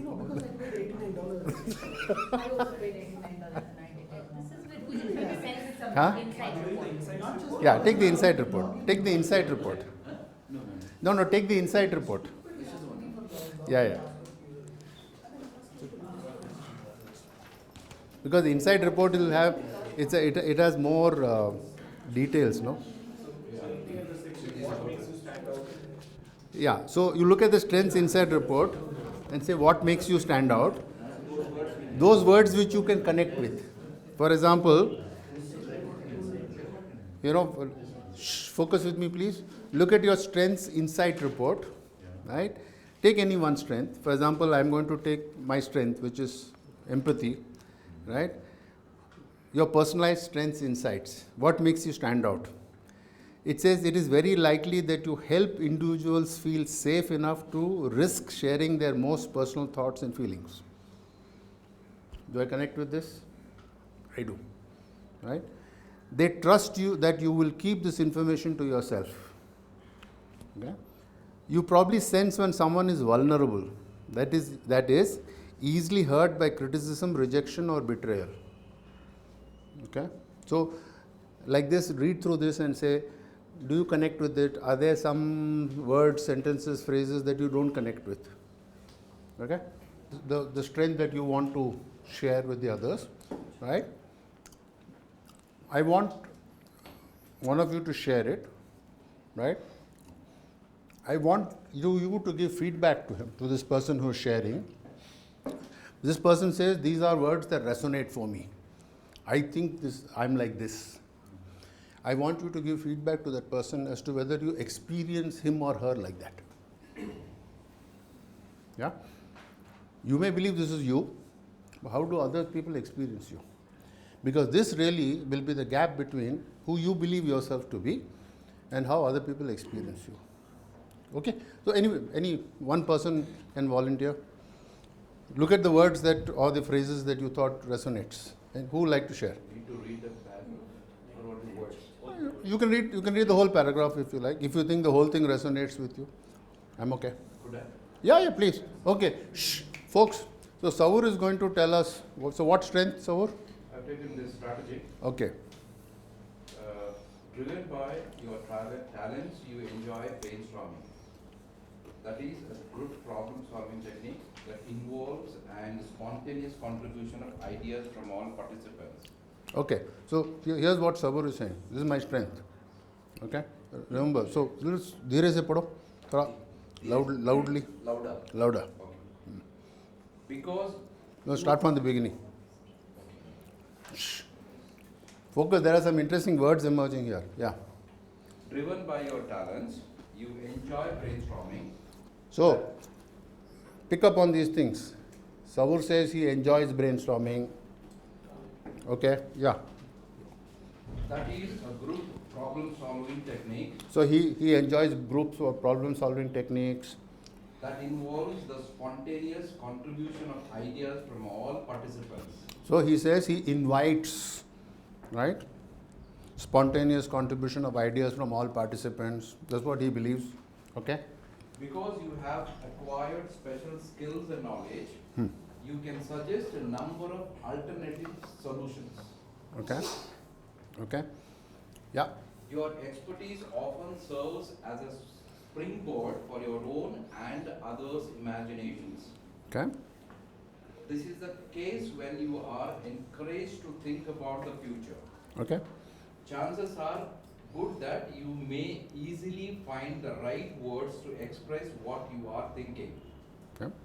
Sometimes you offer explanations.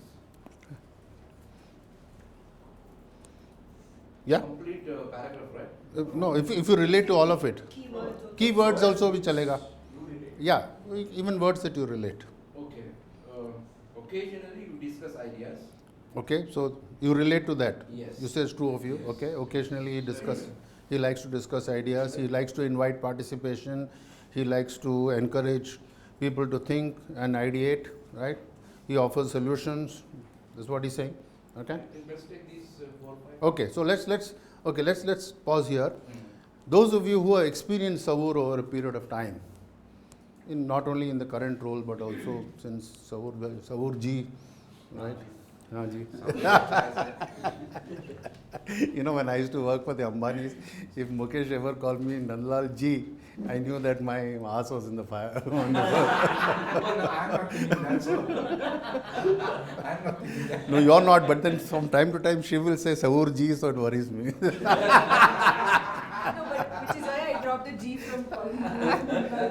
Thank you very much. Yeah, because it always bothers. Anyway, okay. So those of you who experience Savoor G over a period of time, right, relate to this and say, have you experienced all these attributes, these talents that he says, behaviors that he says he brings? Be honest with him, because otherwise he will fall into an illusion that this is who he is, and that might actually compromise his development. Yes, please. I'm not. No, when you read it, I was actually quite surprised that strategic came in there, because which is not something I have experienced with you. It's probably a strength you have not been using then, or we have not created the environment in which you could use the strength, or you have not been comfortable in using the strength.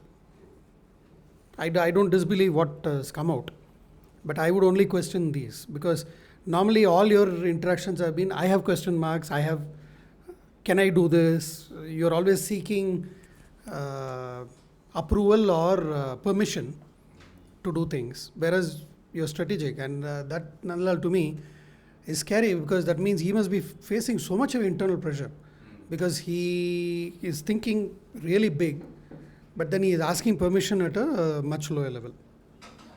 Which you know, Savoor, since you did all 34, interesting thing to say, why is it that this is not surfacing? Why is it not experienced by others? Is there some other strength that you can leverage this and supplement it? For example, if you are low on certain aspects of relationship, right? Then go back to that. If you look at some of these things, no?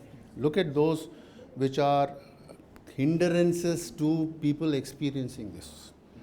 Yeah? So I'm just illustrating this, right? Not right or wrong. Yeah, somebody else wanted to say. Yeah. Yes, Siddhi. Yeah, I'm actually relating to a very limited interaction that we had when we were going for the Avahan field visit some time back. And at that time, all of us, there were 4 of us in a car, and we were given a set of things to discuss. And I think at that place, I did observe, I did feel that, you know, this whole thing about brainstorming and talking and involving everybody was certainly strongly there. Going back to Shiv's thing is that, you know, at some point I do find that it's because of a belief that, look, certain things are not going to change, so why put it out? And then you get branded in a certain way because you are talking about things which others might not be wanting to hear or comfortable to hear. So I think that is what is more likely stopping rather than not thinking or being strategic. Thanks. So right, that's why I said look at the 34 and look at the bottom 10 and say, is there anything that is limiting this? Yeah. Anybody else wants to give our feedback? Yeah. I think within a short span of interactions, what I felt was given a situation or an opportunity to discuss on any issue, he does enjoy that sort of a brainstorming, and he has multiple solutions to suggest, but he needs that sort of an environment to encourage him to suggest. and he has those ideas, etc. in mind.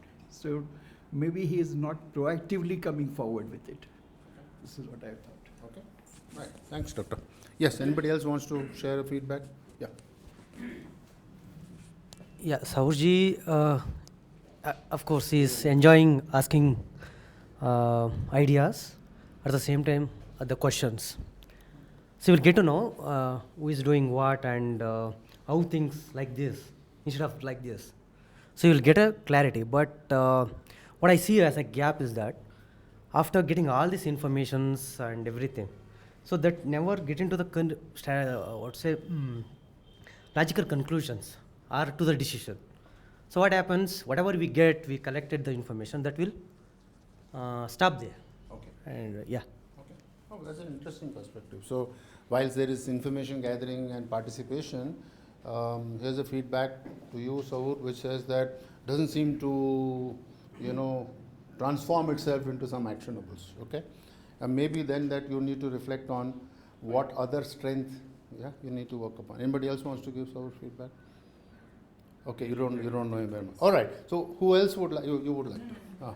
Sorry, Shama here, and what I want to just, because we were talking about the word strategic, is I think also that we must remember that the Strengths Finder use of certain terminology may not be the same as what our understanding of the English word is.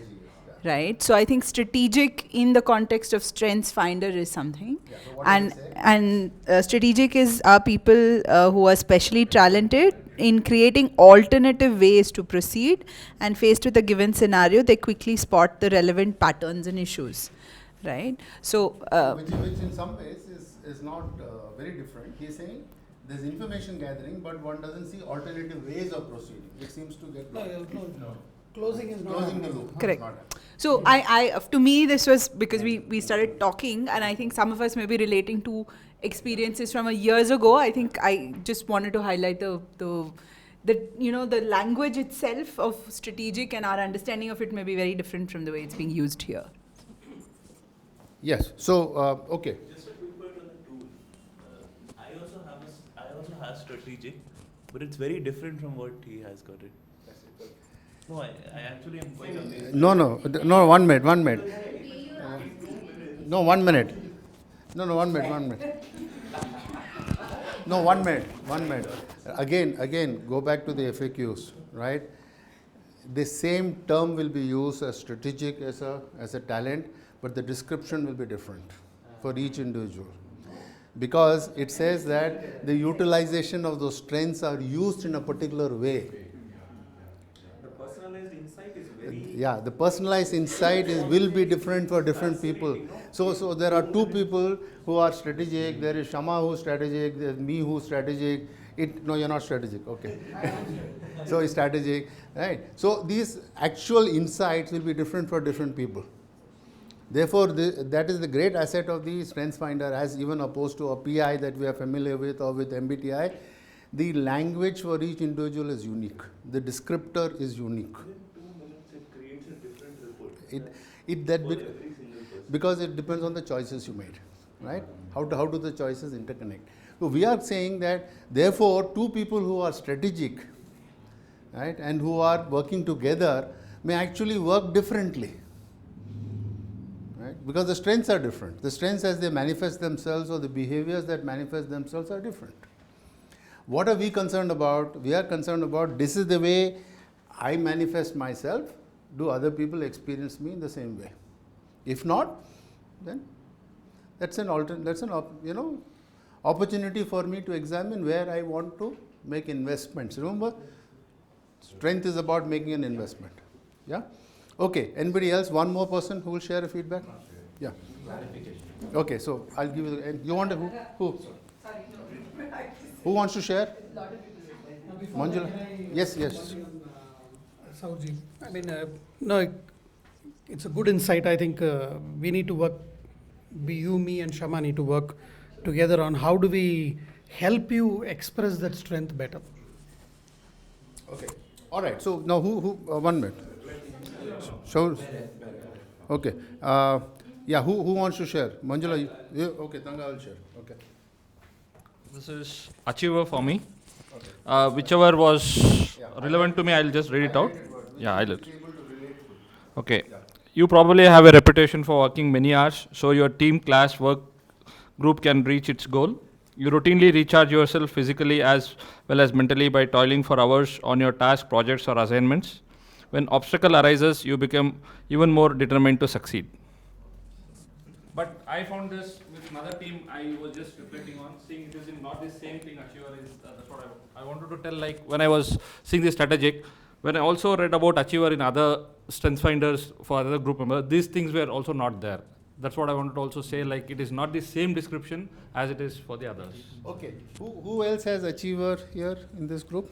Okay, so will you read your description, Shama? Sure. Instinctively, you might have strong powers of concentration. Where necessary, you might reduce plans, processes, or mechanisms into their fundamental parts. Your methodical approach frees you to understand how and why certain things do or do not operate properly. Very likely that you have a reputation for working many hours, so your team, class, or work group can reach its goal. So that's common, Tanga. By nature, you might have become enthused about beginning new jobs, new assignments, new courses, or new hobbies.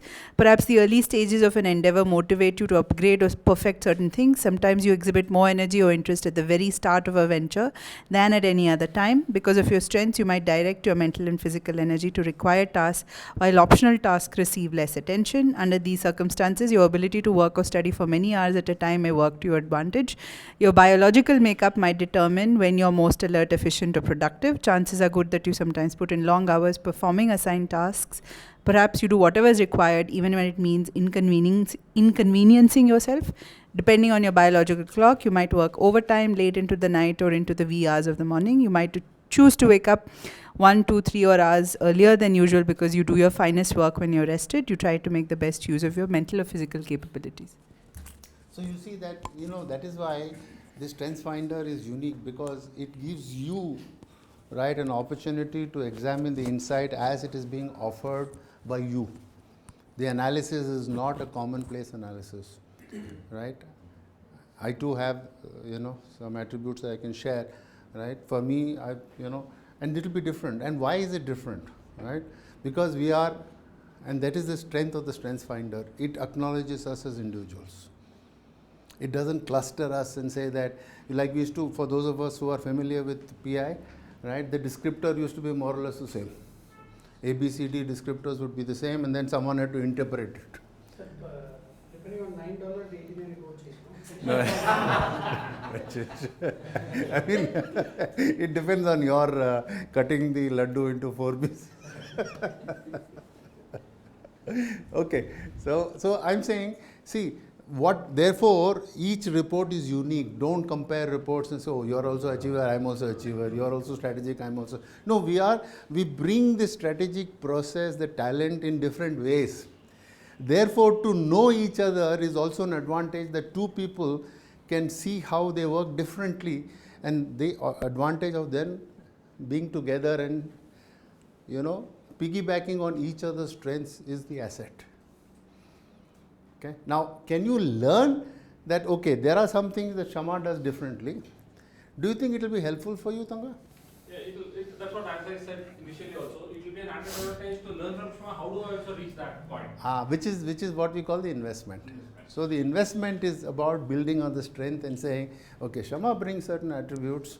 I like those. I'd perhaps like to be like her. How can I learn to develop those? That's the investment. Because I already have a fundamental strength. It's my top 5. But it's about how I use that strength. Yeah. So as we go along, we would be wanting to do this on a more interactive basis. Okay. So,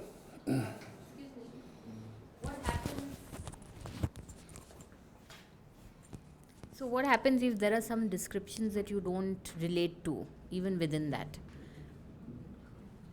So there are descriptions that are there which you don't relate to.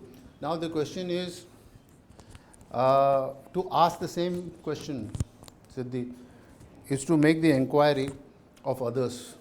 Do they see those strengths in you which you yourself perhaps don't see? That's also possible. That you may actually be demonstrating certain strengths, which other people experience, but you don't see it. So your investment is to ask yourself, why are you not seeing it? Or why do you feel this is not you? It's like the Johari window, right? Okay? All right. So, most effective leaders all, yeah, sorry, Shiv.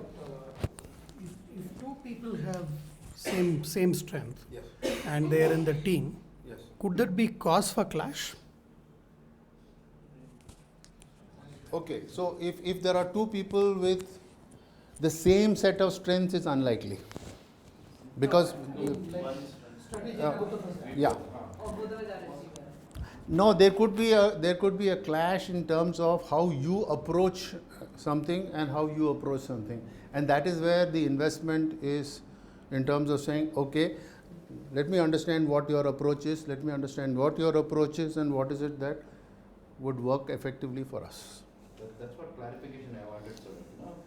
The point is whether the circumstances and the rapport or relationship does it influence on my core strength? No.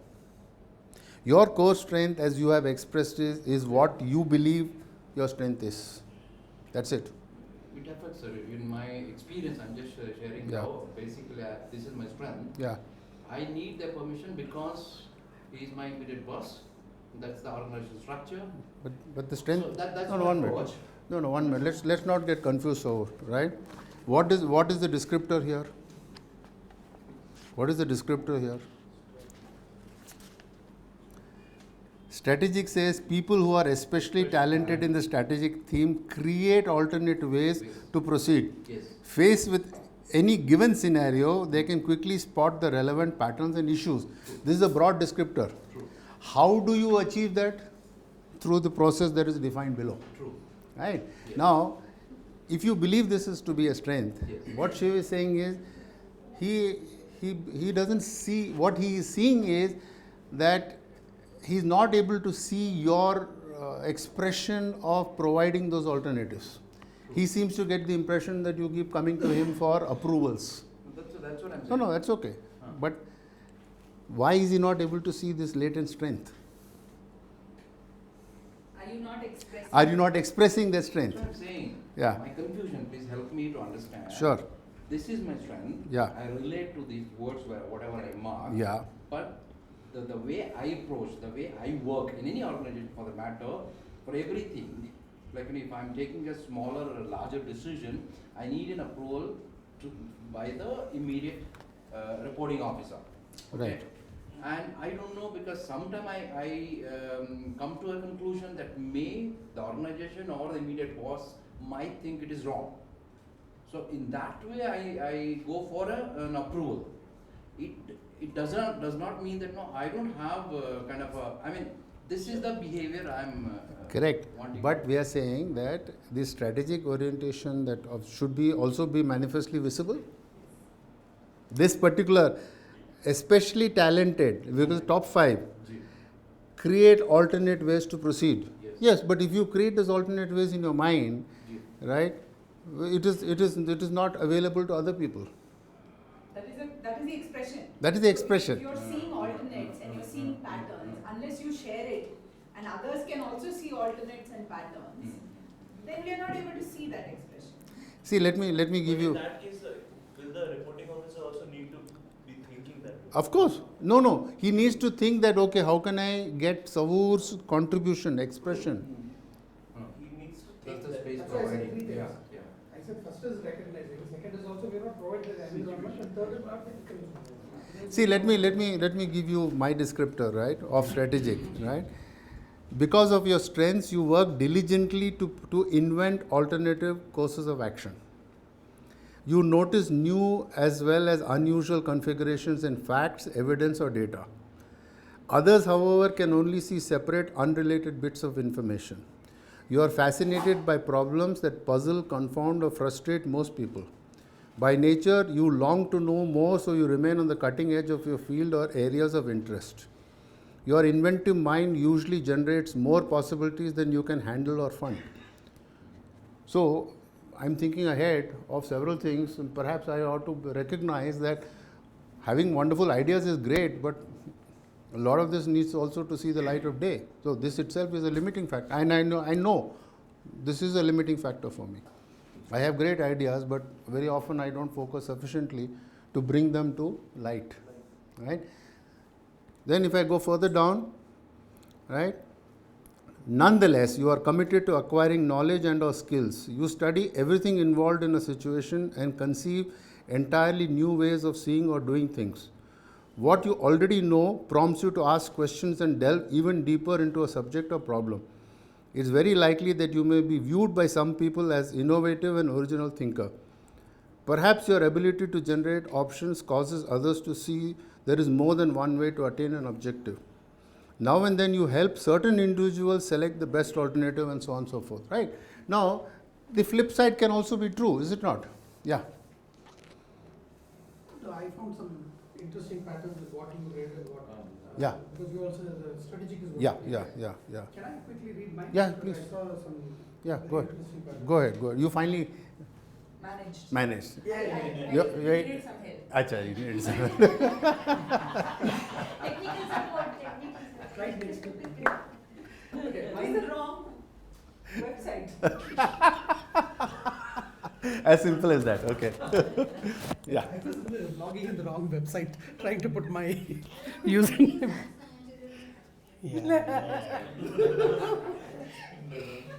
Okay. Now my other strengths are coming to fore when she says. Okay, in strategic minus, instinctively you probably feel very good about yourself and life in general. And when you know the exact words to express an idea or feeling. Language has fascinated you since childhood. Your ever expanding vocabulary often earns you compliments. What I found common was, the uncommon one was driven by your talents, you generate innovative ideas. And you often offer unique perspectives on events, peoples and proposals. You probably inspire people to start projects and launch initiatives. You tend to identify a goal, devise numerous ways to reach, which is similar to yours. This explains why you see opportunities, trends and solutions before others see it. And this is something which I think people may find amusing or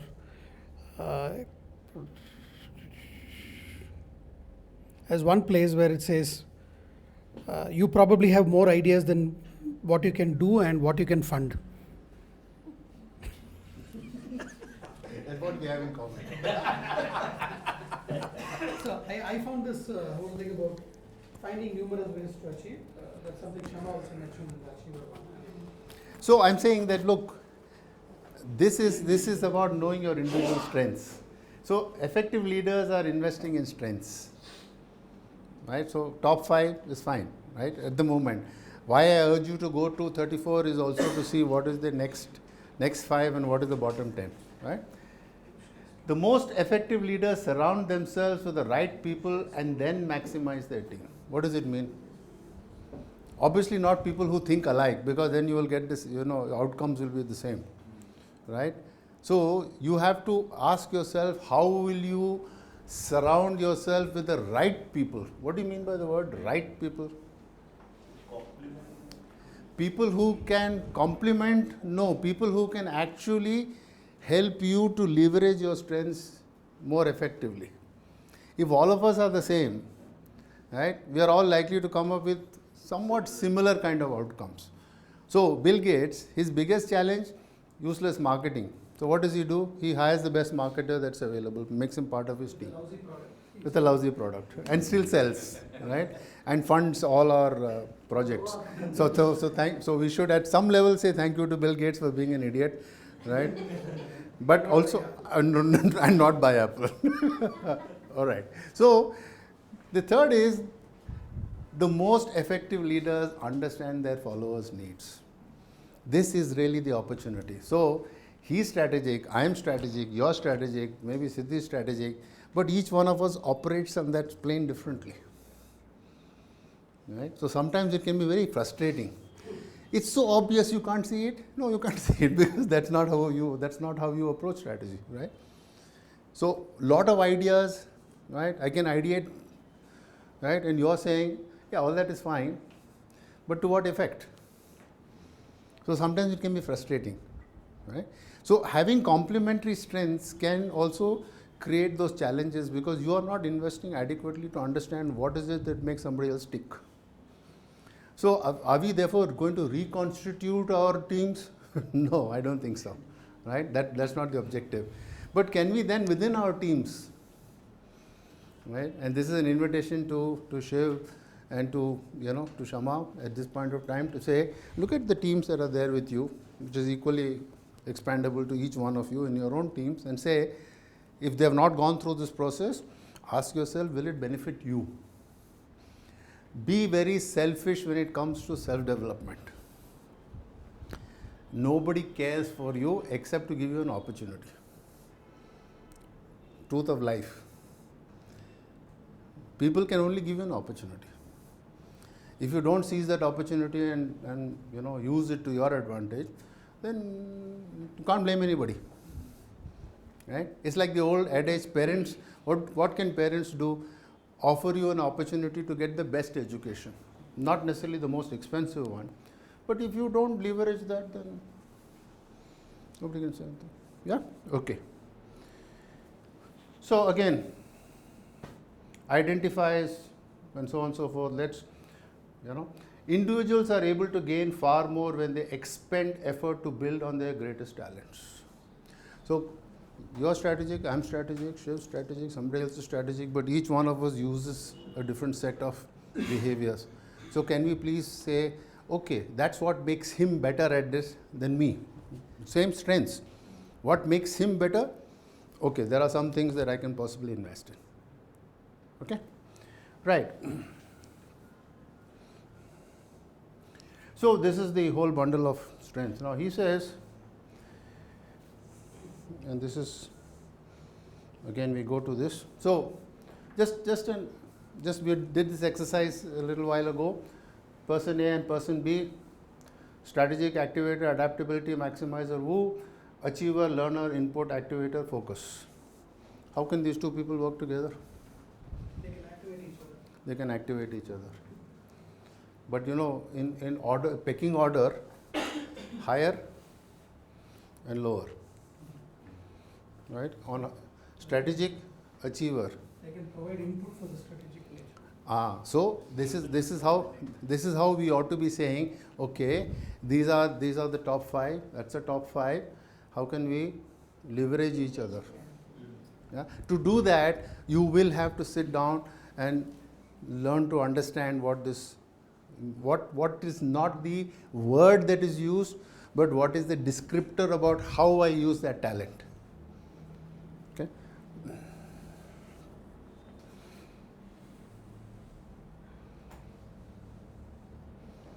Nobody's asking you to change. I said nobody's asking you to change. Please don't make that attempt. You are good at what you are. You will do well with what you are. Please work to your strengths. Yeah. So Oscar Wilde said, "Be yourself. Everyone else is already taken. You can't be somebody else. Don't try to be. Your strengths are unique. They may have the same expression, the word of the talent, but the way you use that is different." Okay? So my objective here to work with you on this is a simple question. Using my strengths, where and how can I contribute to my area and the business over the next 3 years? That's what I'm suggesting to you. You can change this. This is my suggestion. It can be next 1 year. Yeah. It can be next 2 years, 3 years, 5 years, up to you. But why I say 3 years? Because it takes that much time to make a transition. First, you are now understanding what the strengths are. 2 is your understanding that the way you use the strengths are different. Right? Therefore, how will you start now harnessing that to your advantage and start making contributions to the team and therefore to the organization? Therefore, I'm looking at a reasonable period. If you think this should be over 5 years, I don't know. You can decide here. Shiv, 3 years, 5 years? I think 3 years. 2 to 3 years is what I think. Okay. It should also tally in with the strategic planning cycle. Yeah. Okay, so Shiv is suggesting that this should tie in with the strategic planning cycle, which now is 3 years.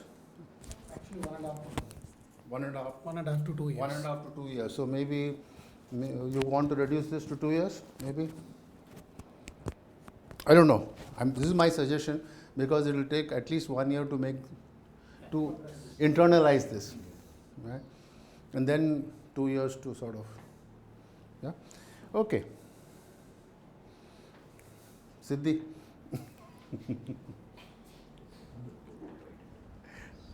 Yeah. I always told you guys, this has been my biggest problem, that all of you say, ये नंदलाल हमारे पीछे क्यों लगा है कि गोल होना चाहिए, right? Because this is exactly the point. You don't write it down.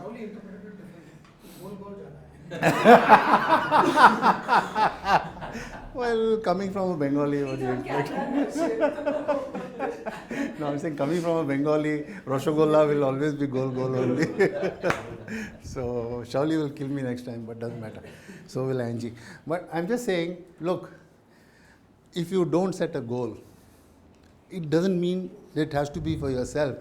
I think one of the things that Shiv is asking you to do when he's offering you this opportunity to be in this LDP, he has a goal. Right? Now maybe he should write it down and give it to us as well. And say, what do I expect to achieve from this process? You know, I invited him once in one of the S2R meetings. I said, Shiv, people don't know what you want in an S2R. Because then people are asking, what really am I doing here? Right? You know, he wrote it down, gave it to people. Now in that S2R, people know very clearly, this is expected of me. This is not a bad exercise, Shiv, if you were to say, oh, the next 3 years, what do I want as an outcome from this LDP? Because then it gives all of you the focus. Otherwise, it remains an expectation. Then sometimes we will have, didn't achieve, probably could have done better, LDP was not successful. Yeah, sure. All those sentiments can be there. Last time, I think that we probably didn't take off more effectively because this is an exercise we didn't do. Maybe. One of the thought process. Okay? Sir, one question. Yes. Again, if you see Saur sir's and Shiv sir's examples, no, both are strategic. Actually, so he has mentioned about his top 5 strengths. In your strength, communication is top among the top 5, sir. Means for that combination, whether the communication being there, does it make any change or difference? We have to examine that, right? Yeah, that's what, sir. Again, I don't know, that's what again. No, I think you are asking a very interesting question, Kalan. That's why I'm saying that if you put all people with similar strengths in the same basket, right? So if he also has the same 5, he has the same 5, right? There's nothing that is going to change very much except some, behaviors which are different about how we use it.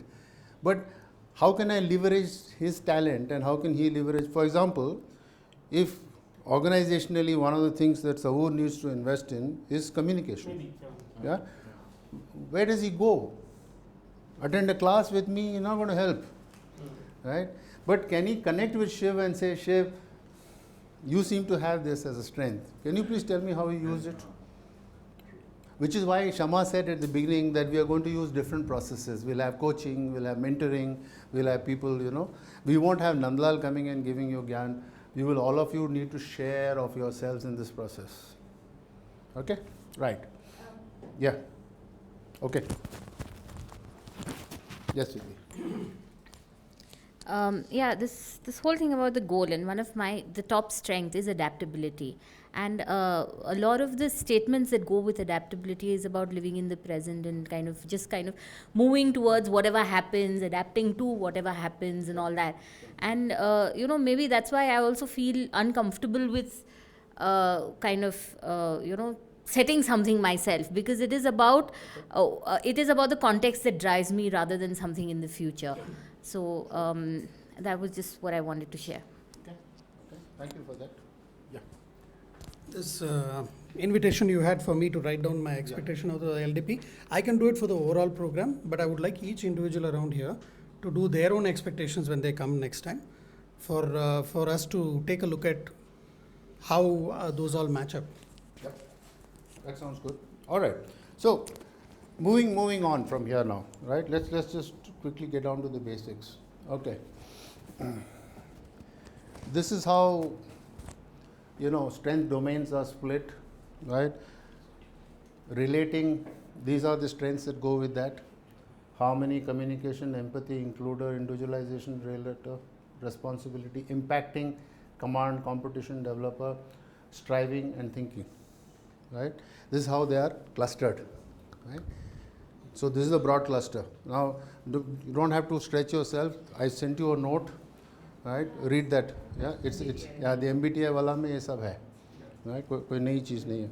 But I want to move on from here. I want to look at now the domains of leadership strength, right? Executing, influencing, relationship building, and strategic thinking.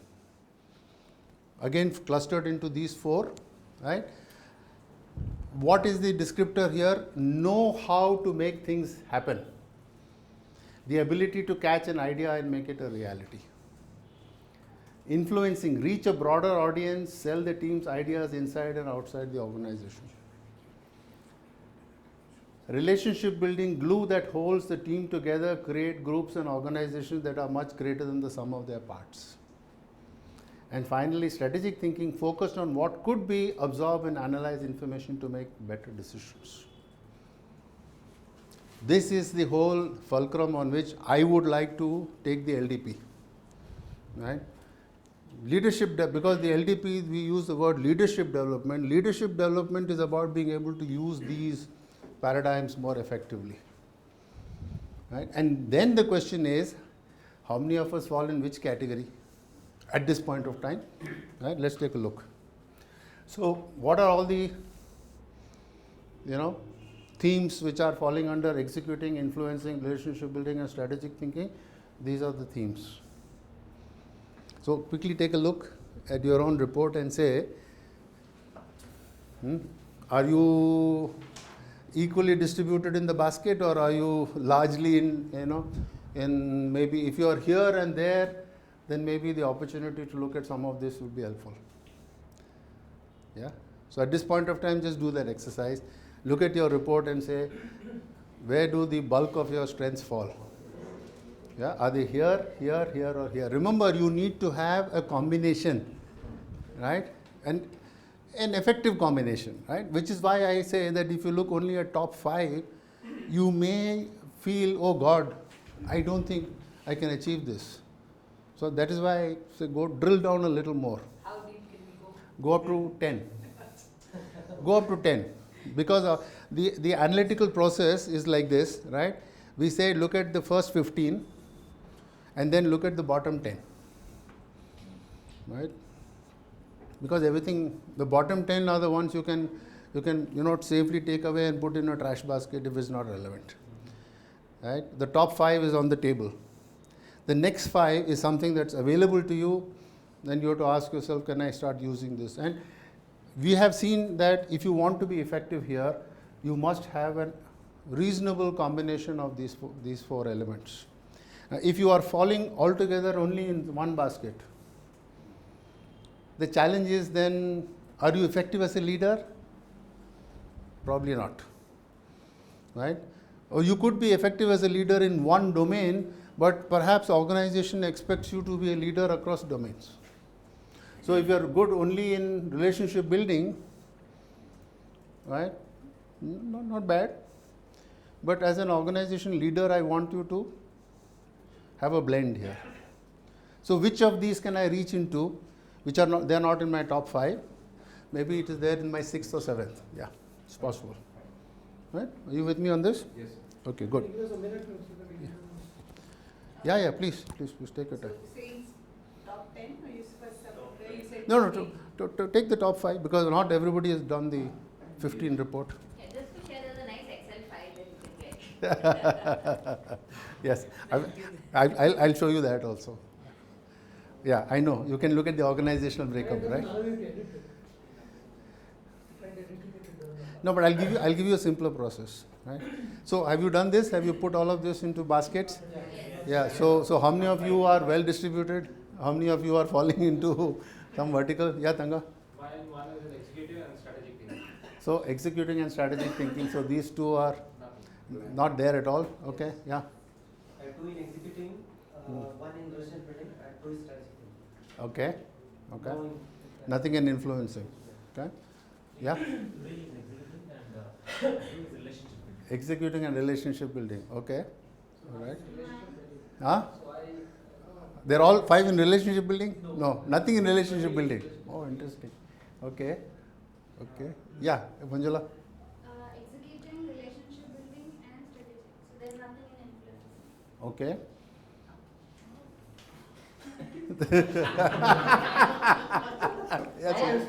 I have nothing in influencing Yeah. and 3 in strategic thinking.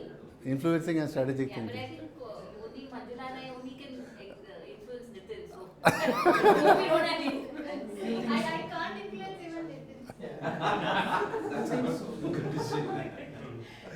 Okay, yeah, doctor. Yeah. 2 in executing, 2 in executing, 2 in relationship building, 2 in relationship 1 building. in strategic thinking.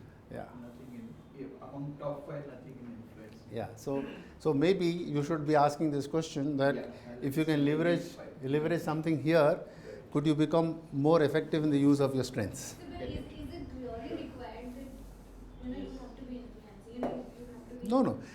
I'm not saying you don't. It depends on your role, right? So let me show this to you, right?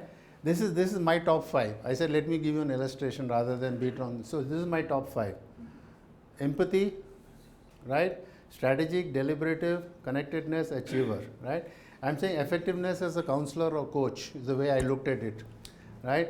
Relationship building, strategic thinking, executing, relationship building, executing. Nothing on influencing, right? You don't see that, right? Now, if I look at the descriptors, this works for me, this works for me, this works for me, this works for me, this doesn't work for me.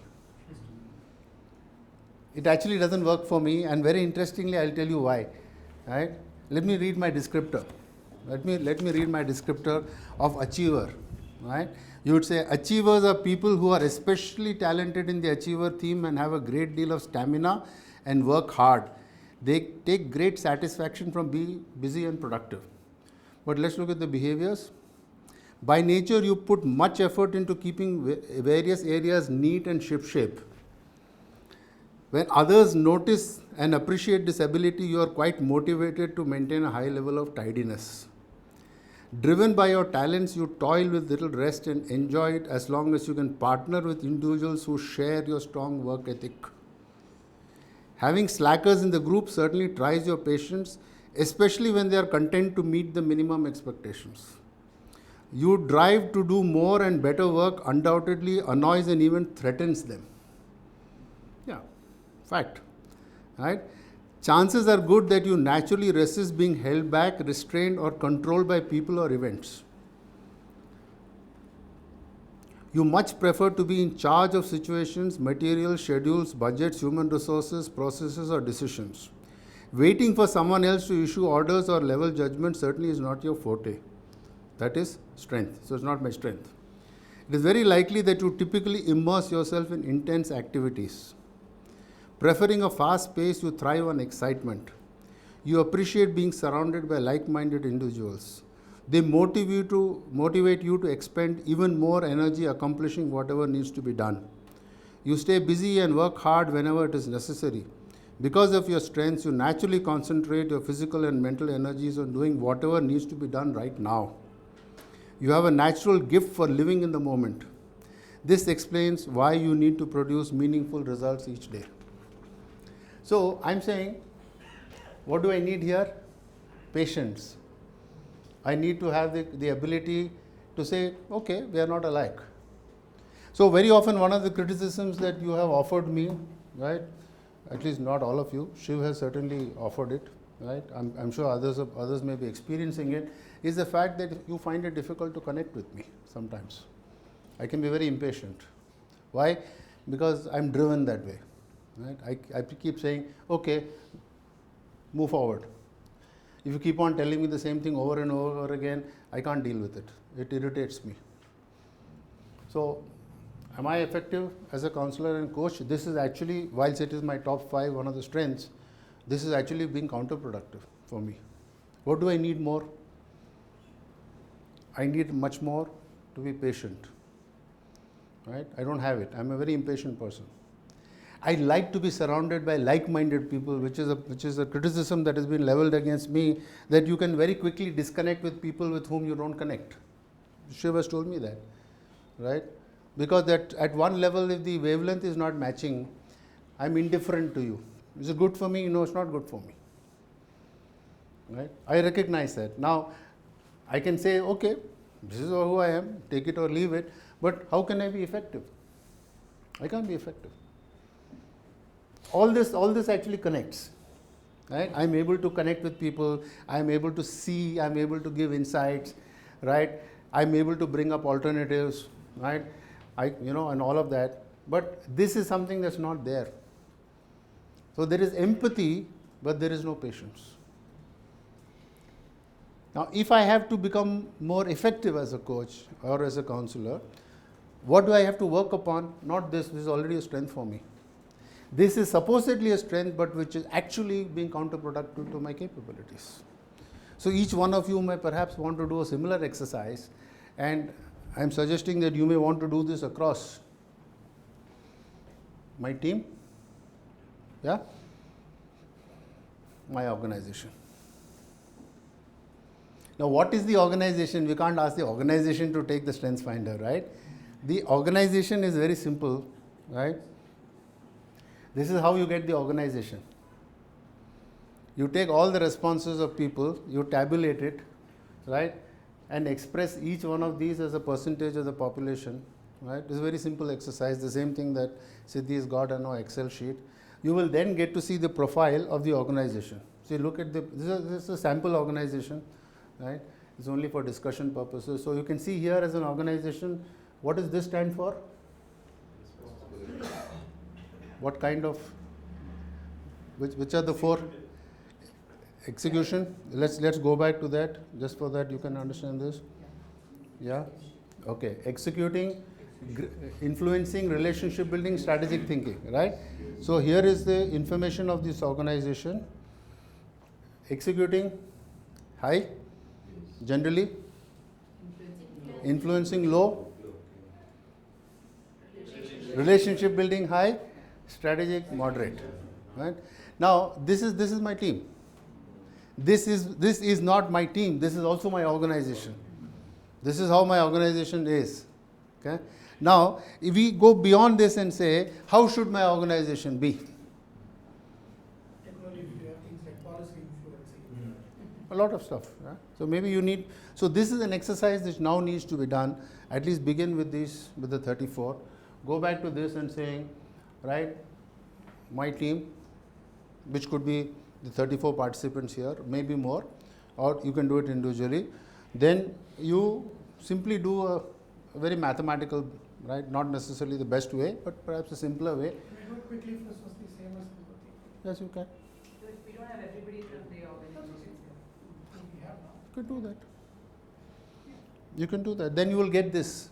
Once you get this, then you now compare your individual profile with how the organization, therefore you will also get, therefore the organizational behavioral responses will become obvious to you, right? And the question that Shiv and the rest of you need to deliberate upon is that if my organization turns out to be somewhat like this, where should I make the investment? Even though this is slightly on the higher side, but there are certain things which are low, can be worked upon. Right? Look at this. Influencer 2, it's all percentages, right? 1% of the organization. That's okay. Huh? Isn't that okay? No. Why should you all No, it depends. It depends on what the organization is trying to achieve. She said if this organization wishes to influence a lot of things. Yeah. And it does not have sufficient people who have got the influencing capabilities to build that capability there as an organization. But isn't that also interpersonal? No, but let's take Manjula's example. Now, she feels that influencing, why should I have? It's a good question. But the point is, HR as a function, we said will be the line manager's role. To me, her major role is influencing. Right? Influencing leaders to bring them back to the path what they committed themselves to, bring in the HR, initiatives that they said they will do, is the main role. It's a bit of selling, wooing, and moving them towards the path that they need to take, and providing them the tools and others. So, therefore, depending on the role, I would say some of them have to be emphasized even more. It's a question of emphasis. So we are not saying that this is all cast in stone. We are only saying that, look, organizationally there is a certain expectation, role-wise there is a certain expectation. Therefore, I gave you my own illustration, right? I can relate to a lot of this stuff, but I can relate to who I am even in that, strength. But I realize it is not working for me. It's not a strength in that sense, right? Because if I am oriented that way, that I don't connect with people who are not like-minded, I will meet a lot of people even in my coaching sessions, right, or in my counseling sessions who are not like-minded, and I'll get very frustrated, irritated with them. And I might then tend to cast them off, So even though I might be empathetic and the rest of it, but empathy only allows me to get insights. I can anticipate what might be, but somebody comes to me and says, help me. I'm like, some parts of my report will say that I don't believe in giving solutions. So some parts of my report say that as well, that you don't offer solutions. It's true. Yeah. I was just thinking about what Rishabh was also saying, and I think the context again, if I want to grow into a role, my aspiration or my goal is to be somebody who can influence, or the requirement of that role is that I influence, and I can't influence, then clearly that I have to work on, otherwise I'm not going to be successful in that role, correct? So I think it's not that we all need to have everything, but either I say then I give up this goal, or I change my role, so, or I learn because then I need to fit in that. So. See, the most important thing that you want to understand, the Strengths Finder, again look at the FAQs, the Strengths Finder is not used for identifying jobs or roles. It's not a recruitment tool at all. Right. We don't use it as such. That is why we don't use MBTI as a recruitment tool. Because that's your personality, that's who you are. Those are your behavioral preferences. So we can't then have an organization which is classified into, like we have, which is one of the biggest criticisms against MBTI is that we tend to judge people by the 4 letters. Oh, these are all INTJs kind of stuff. Swasti is full of ENTJs. Swasti is full of ENTJs, right? And people get confused. Why? What is wrong with it? Right? So we are not concerned. Please don't think that the Strengths Finder is an opportunity to say which is a good career choice for you. But if you are in a job, if you are in a role, what does the role require for you to be effective? Optimally effective. The word used is optimally effective. Leveraging your strengths. And leveraging your strengths. Or learning to say, okay, I have my limitations, and I look at my opportunity for, for investing in my strengths, and I find it's too far away. What do I do then? Perhaps I then build a team that will facilitate me, because then that person will have the strength and I have the ability to. Now the question is, do you have the strength to be able to harness somebody else's strength for your benefit? Take my case for example, right? I may not even recognize that somebody has a strength because we are not on the same wavelength. I may reject somebody outright, but that person may bring something that I can actually capitalize on, but I'm not. Right? So for me, the challenge is going to be, okay, I don't have this, right? And I have this limiting, but I need somebody who is going to support me. I have to then invest in learning how to use that person's skills for my benefit. That's why we say constitute an organization on the basis of not complementary or similar strengths, but actually the diversity will help. Sir, one doubt I had when I looked at my top 5, not unsurprisingly, 2 are falling in strategic thinking and 3 in influencing, and none in executing or relationship. Now, if I go down the further 5, then it is all getting populated equally. But I was just wondering that if this is the kind of profile, that means is it that I'm not sensitive to executing related issues, or is it not to be read that way? It's not to be read that way. Okay. The question is that are you able to leverage others who are able to bring that strength, which you probably might be able to. Because you have the influencing. Because you have the influencing capabilities, you have those strengths. Therefore, you say, why should I have to? I mean, there are others to execute. Because there is communication and command. It works for you, right? So don't again say, oh, I have to do this because this seems to be. No. Do you have the ability to harness somebody else's strength? If you don't, then that is the investment. How do I harness somebody else's strength that will make it work for me?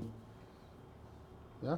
Remember, the Strengths Finder is about investing in your strengths, not about changing or transforming yourself to become something different. Yeah? You want to say something, Rishabh? Just a small comment. I mean, I don't know, like what Shiv just said. How... Sorry. Oh, sorry.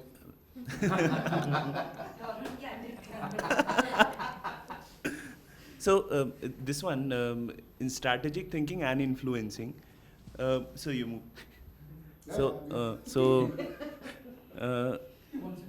Isn't can it be interpreted that you are a strategic thinker, kind of, you are thinking that way, and then you're influencing others to take that strategy and execute it. And you do not in relation, and you do not look at in executing, so you may be a bit far away from the executing part of it. But how important is it? I'm not saying that. I'm saying, can it be interpreted that way? And you think... Again, if it is a ground level leader, then I would agree. If it is somebody at the top level, it is not about daily execution. Right? It is about, again, goes back straight to the role and the expectations of the role. If the role is about, let's say, somebody like a state program manager, you need to be strategic, but also you need to execute it, right? Because that's the expectation. Whereas in my role, I don't need to be executing, but I need to be able to influence and communicate with people who can execute. What your strategic thinking is. Yes, that is how I'm seeing it. Absolutely correct, and that's the way to see it. Because again, as a director at the institutional level, should you be, if that is a strength, then you're largely likely to be spending a lot of time on doing things yourself, right, rather than thinking. I think this conclusion is by hindsight, right? Shiv happens to be a director of his institution because his strengths were in the ability to, envision what the future holds, and ability to influence the right kind of people to join his organization, right? Maybe if Shiv did this 20 years ago, strategic and influencing would still have come out as strengths. Yes. Which, right, today we are, by hindsight, we are telling, yes, okay, which is why you are not executing, but that's the reason he is there. That's absolutely correct, because if you read the FAQ again, it asks this question: do strengths change or do they differ? They don't. They're inherent to you. So even if you wind back 20 years ago, Shiv might have done some executing, possibly, because he needed to. But did he? But did he always have the strength? Right? These strengths. He did. So it's all that he did was, in the transition of time, he leveraged it more smartly. He surrounded himself with people who have what he doesn't have as a strength, because he was able to leverage that. Yeah. So quickly to move on from there. Self-reflection. How do your individual ways of contributing align with your team strengths? Right? Does your team utilize individual strengths well? If so, how? If not, how could you? Right? Where are you strong as a team? We do this exercise. Where might you run into concerns? Like, for example, if we find that we are a very largely executing focused organization, and there is very little strategic thinking taking place here, right? Or we are very poor in relationship building, then perhaps we need to sit back and say, is this helpful to us or not? I have always maintained this to Shiv, that I experience this as a largely transactional organization. Right? I'm not saying there's no lack of thought, but I experience this as transactional. I may be wrong, but that's how I experience the organization. Okay? Now, maybe it's not a concern. It just may be my own impression, but maybe it is a concern. We don't know. So do that. Serve students as in the people whom we want to connect with, right? Contribute to the division. Yeah? Okay?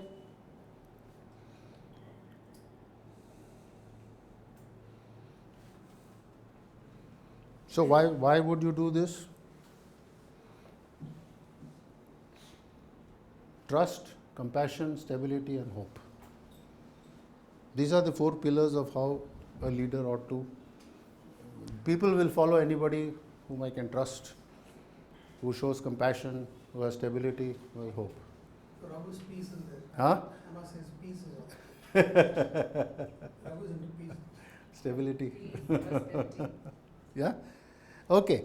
And before I conclude, I want to give you something as an opportunity. I've shown this some years ago, right? This is what we call the cycle of learning. Yeah? We all begin here, and then suddenly some idiot like Nandlal will come and shake our foundation, make you do Strengths Finder and say, Then it goes there. then it actually goes. Did you see Monk last night? Yes. Yeah. Yeah. This is an established cycle. We all go through this. In the phase of change, we all go through this. Change is therefore the most difficult thing we can undertake, because nobody likes status quo to be changed. Nobody. I don't, you don't. Right? I'm happiest when the way I am. I don't wish someone else to come and tell me, no, you should learn to be happy in another way. Well, why should I am happy the way I am? Yeah? What's your problem in life, right? But then we work in an organizational context.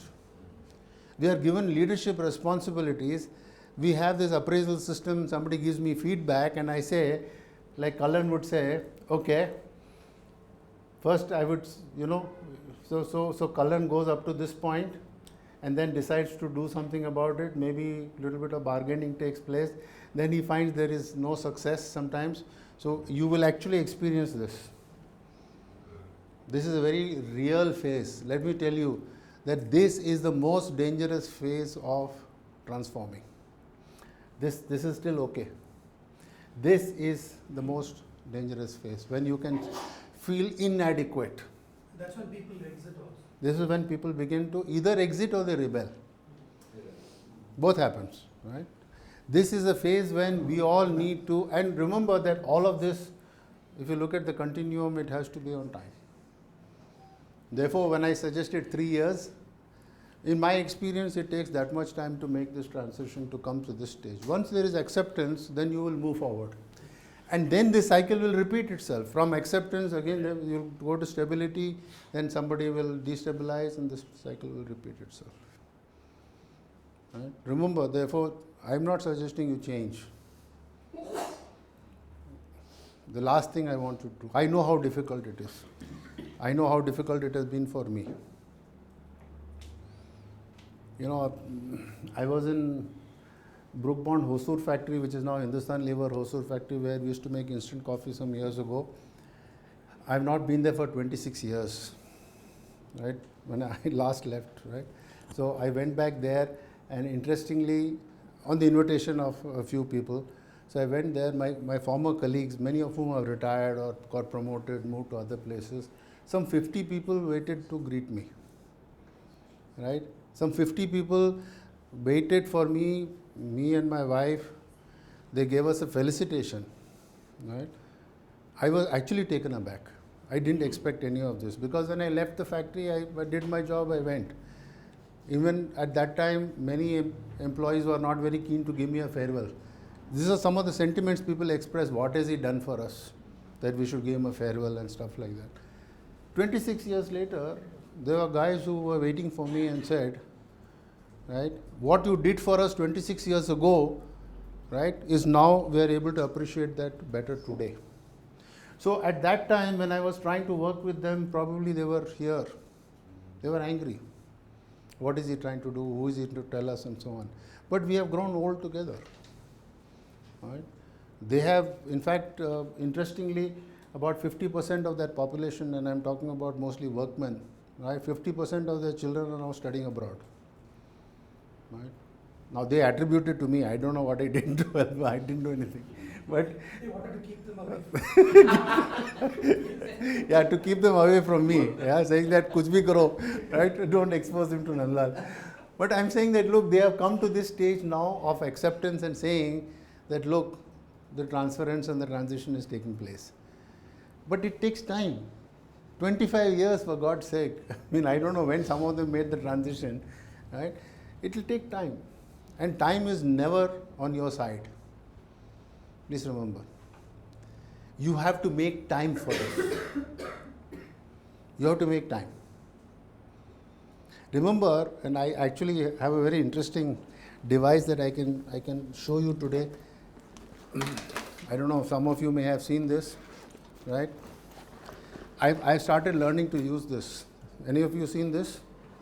Yeah? This is a timer. Yeah? If you keep it here in a silent room, you can hear time ticking away. Can you hear it? Keep quiet. This is how time, if you are unaware of the fact that time is ticking away, you will hear the bell and then you'll say, oh, time over. This is, time is never on your side unless you wish to keep it that way. You see this? It's ticking, time is ticking away. Time is always going to tick away. If you want to make the investment in developing yourself, remember time is not, infinite. There's a finite time on this. In fact, this is a very interesting theory, right? It's called the Pomodoro technique.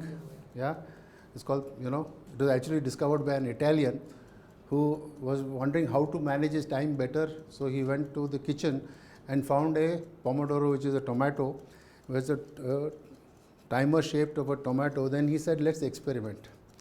Now he has come up with an interesting theory which says that our attention span is maximum of 25 minutes. So he counts Pomodoro as one cycle of 25 minutes. So he says every 25 minutes, focus, finish your work, take a 2-minute break, go back. And remember, the most important thing about Pomodoro technique is time is ticking away. You don't have control over it. You don't. It is gone. Now this is something I want you to become aware of. And when you, perhaps some of you who say, I find it so difficult to do time management, this is the most effective way of managing your time. Be aware that time is going. It's a small investment. Cost $30 maybe. If you buy, I've got a more fancy version because it looks nice on my table. Yeah, it's attractive. It is a good conversation piece. Somebody will say, what are you doing with this? And so on and so forth. It comes in various, I've got 3-4 designs. I've got a beetle bug, I've got a ladybug, I've got this, I've got a nice little top, makes different sound. But fundamentally this serves a simple purpose. You get an ordinary one which we used to use in labs. So those of you who remember science labs, we used to have very simple experiments. But this is something I am offering to you to tell you that this is not infinite. Don't imagine, हाँ शुरू करेंगे कुछ होगा हो जाएगा, नहीं होने वाला है, कभी नहीं होने वाला है. Time is ticking. Yeah, and in conclusion, I can only say this.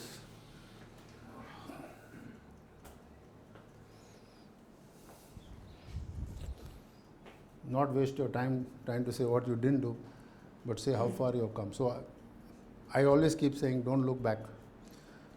If feedback is useless for you, feed forward से काम शुरू करो. Yeah. Stop dwelling in the past, because past is your reality. But the future is what you wish to make of it. So I'll pause here for today, right? And take you on to a next session. Maybe we will do a much more interactive session using the data that we have, and perhaps in the interim period, Shama and Manjula, more Manjula, right? Maybe you can get people to look at the organization, look at the data, start clustering it. Maybe in our next conversation we can possibly look at. Can I request Okay, so I'm done. Okay. Thank you. Thank you very much. Keep it on. Yeah, sure. All right. Thanks, Nilal. Good beginning to the StrengthsFinder in terms of where we want to go. I want to be sure that between now and 2030th, rather, what are the things that we need to do relating to StrengthsFinder and how it will flow into your individual plans. That's something we need to do some thinking about. But before we do that, there are going to be some rituals we are going to follow as part of LDP from now on. And one such ritual is being introduced in the first session. That is, we're going to look back at last 15 days, right? And ask ourselves, what is that one thing we feel we have, one or two or three things we feel we have accomplished in the last 15 days? Not relating to LDP, right? It could relate. You could also, some realization, some application of what you have done, like the feedback we gave Saur. Maybe he would, in the next LDP meeting, he may have something to share with us in terms of his accomplishments, how he has reflected on the fact that he is strategic, but he may not be able to use it, whether he has made effort. Could be like that. But since the LDP exercises haven't begun yet, can you just look back, reflect on your 15 days? Because in our review meetings, we keep looking at, what happened, what didn't happen. It's all about mostly, as somebody was mentioning, largely the focus is on what has not been done. Right? We don't pat ourselves in the back on what has been done. And I would like to start with that positive energy. In fact, we were planning to buy access to an app which does this in a systematic way across the organization. It's quite expensive, so I tried it and then I left it. But the philosophy of it is very simple. There is great energy if a team shares what are the key accomplishments with each other, rather than looking at what has not been achieved. It is as simple as that. Just on that one issue, can we just go around, it doesn't have to be in order. If you can just put up your hands and say, just look back at your 15 days, last 15 days since we met. What has been key accomplishments for you? They could be in your personality development, in your work, in something that to do with your relationships, whatever it is. Please feel free to not put it in any box. Saurji. I'll have to walk around, sorry. Oh.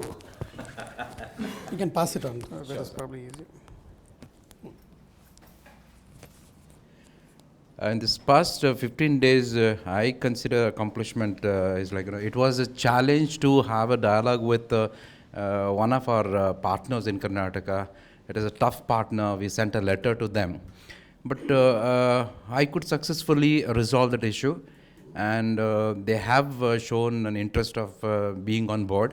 Okay. And they expect a list of, they have listed out areas of support from our organization, from Swasti.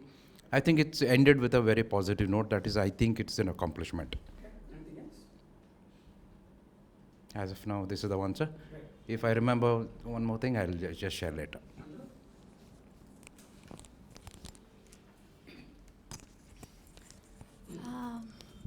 It was a dream for me to get a video done on how people feel working within CMS. So I'm so happy that it is done. But yes, the video is still being compiled and edited and all that. So I've got that done. So I'm very happy about it and excited to see how the end video is. And you're talking about the CMS video. No, you're talking like Rachi, but you can't video of CMS, right? Yes. Yeah, and other thing was that for closing this FS mentors position for Maharashtra was getting very tough. So I thought it would be better to hire students from TIS. And yes, we've been able to close it, so I'm very happy with that also. Because we were struggling to get an experienced person and we were never successful in that. So I thought it would be better to just get in a fresher. They would get in that commitment and at least stay with us for those 2 years. So that I feel very happy that I'm able to do that. First, I am very proud of you for taking me for LDP program. So I am not imagining even I'm not coming to this up to this program, because when Sanjeev and myself discussion, Sanjay so we are all in the field, we are not able to get this kinds of trainings and all. So just we are in the implementing itself only. So not able to grow like this kinds of. When we received the invitation from Shama Madam, so we are says that we are also part of the organization. So we are happy to join in this team like that. We are. Thank you.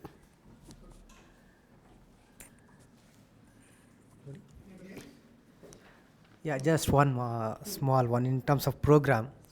So we actually were planning to collaborate SSJ and SP help desk together to function it, but how we want to do it at the ground, there was a lot of confusions and also the issue. To an extent, in last 2 days of training, we are able to come up with a plan that how unified help desk can be work together to provide SSJ and SP services, and how that can be operationalized at the ground level. That's an kind of, I mean, still we need to work on it at the ground, but in terms of conceptualizing and also the training the staff, we have done to an extent. That's all. Yeah. One thing, it is related to program. Actually, we are planned for training program for 5 COs in Karnataka.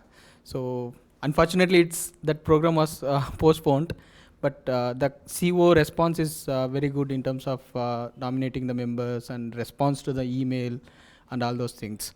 And second one is always I was thinking some different ideas related to programs and innovative thinking.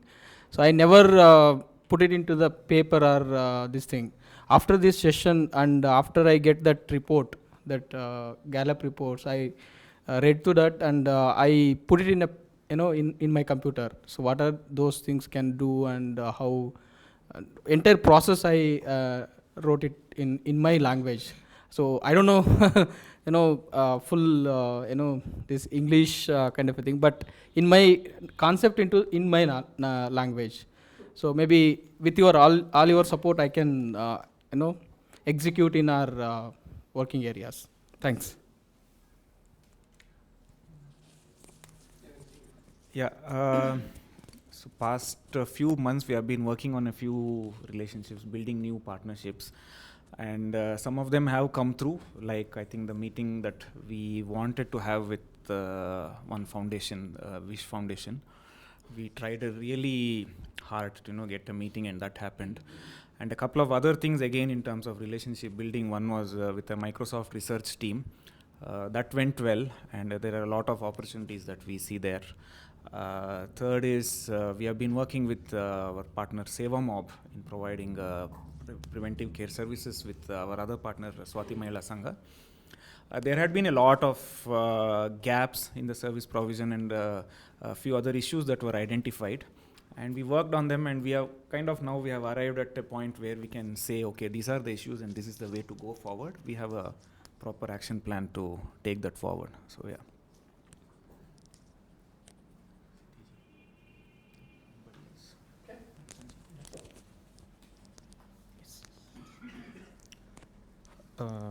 I'd like to in the morning actually I'd like to thank the organization has choose us part of being part of this LDP program, and I'd like to convey here two things. Actually, last time the most of the members might know about that in HELO program. We established and we completed one first phase PIC program, PACE in Community program, which is a life skill education. And this year we are going to start a second PACE, the pilot program of PACE in Community program. And first level, the accomplishments are, one, we stakeholder consultation we have completed successfully. The around 42 stakeholders we covered, and we shortlisted for this year for around the visual aid for the resource materials I'm developing with the help of Shawli. And third thing is this year we are going to take some part of villages at community water plant area where we established the new community water plants 3 community water plants more, and that accomplishments 3. And I'm happy to be share one thing. Actually, it is not in 15 days, but before that, actually I took one responsibility of establishment of community water plant, which is amazing and great experience for me. And I took this challenging the thing, and we completed successfully with the help of Narasimha Murthy and other team members. We completed as a team, and I'm grateful to took this opportunity. Thank you very much. Yeah, for me, if you see, like last year we had set a target of achieving few things in our admin team, not only like same as with like facility usage kind of a thing, which we are thinking like we'll achieve around like 1.5 crores or 2 crores. If you see travel alone, we have crossed 1.5 crores. And the facilities all put together across our regions and offices, we have crossed like 3.5 crores, which is a great, it's a great this thing for us. And next is like previously, if you see, for running a small workshop or a small event, we used to spend a lot of time and only one person was involved. But now if you see, we are able to do like 2-3 meetings or 2-3 workshops simultaneously in different locations, because all our team members are being coped to doing that. And it has been, I feel like now, okay, even if you are not there, 1 or 2 members is not there in our team, we'll be able to manage this and it will go on without any issues. So I'm feeling very proud that we can build on the team very easily.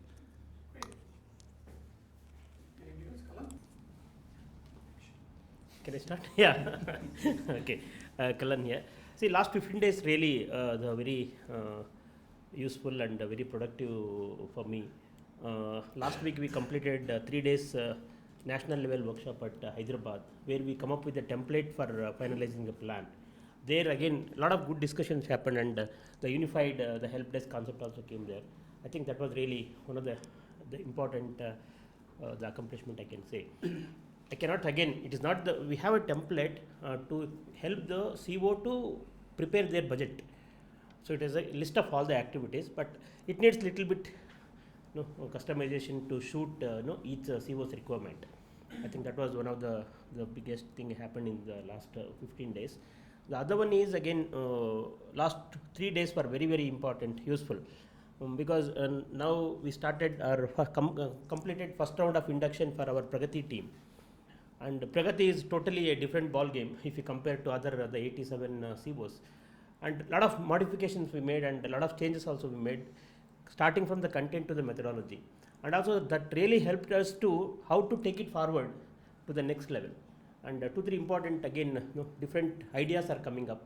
And that again, as Rajendra was telling, one of the training which we planned for the 3 CBOs, which was supposed to start from 16th, it is postponed. Now this learning we are going to use there. So we are thinking, why can't we go to each and every CBO and sit with them and complete the orientation instead of calling them to, so like that. I think this really 15 days was very, very useful. And another important thing, what happened after the Gallup, that really helped me to understand the strongest areas, strengths. I am totally agree with what strength it is showing. It mainly talks about the influencing and also execution. I believe those are my strengths, and that really gave me little bit of more energy to perform or to take it forward.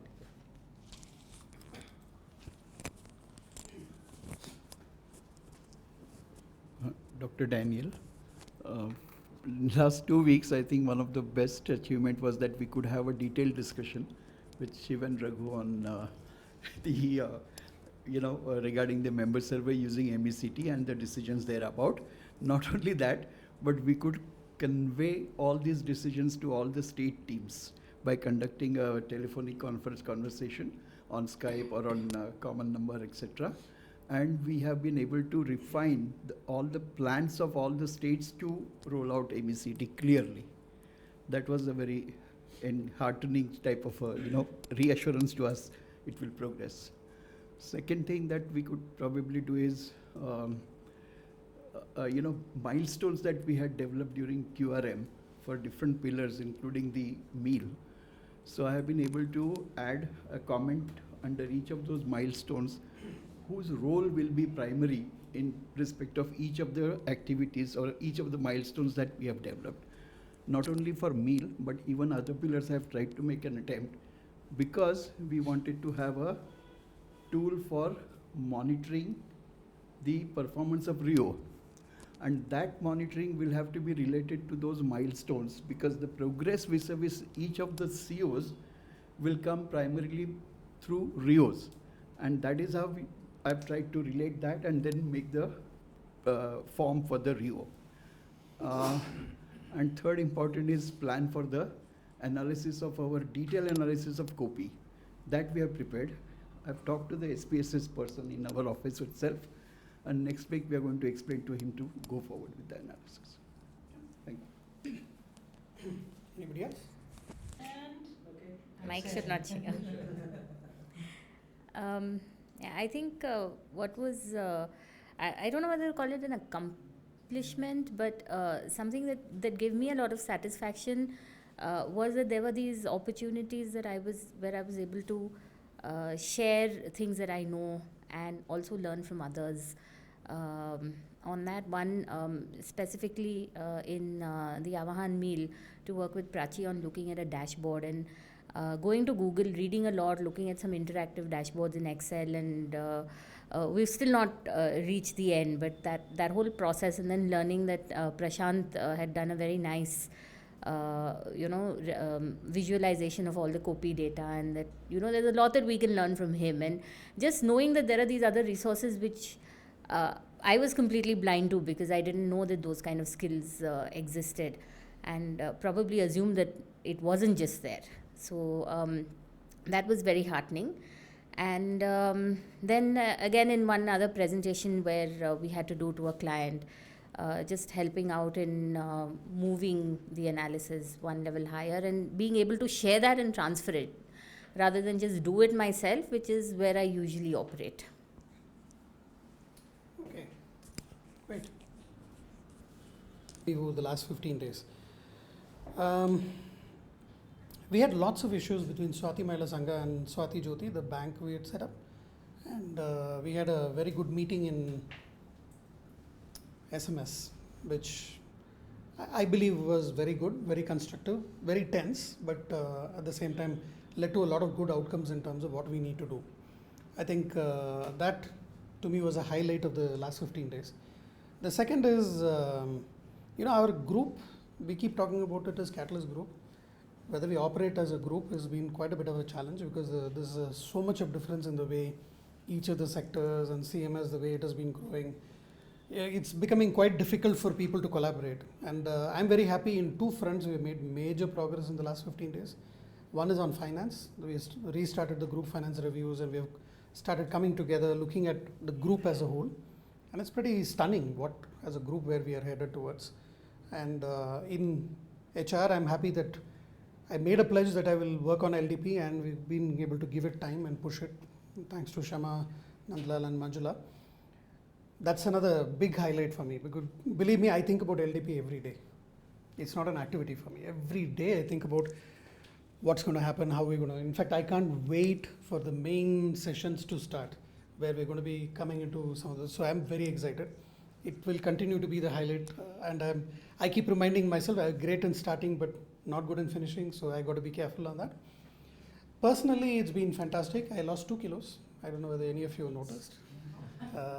But more importantly, I don't think weight is the only indicator. I have a good karma, bad karma dashboard, which is working very well for me, and essentially about exercising and yoga and weights and other things. So that's doing very well for me, and I must say that I'm extremely energetic. I mean, there's absolutely no trough for me. I mean, I wake up in the morning till end of the day, I'm in my peak all the time, which is not how I was. So just those 3 things. So I managed to go out for a movie without my son, the first time in 3 years. I'm very happy about that. My friends actually said, "What?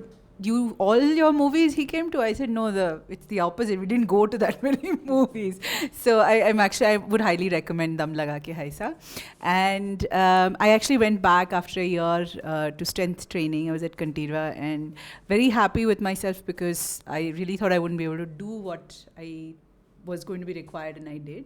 And very happy that we've closed on 3 large funding opportunities for water, all actually within the last pretty much a week or 10 days, and really excited about what we can do with water and Hilo. So yeah.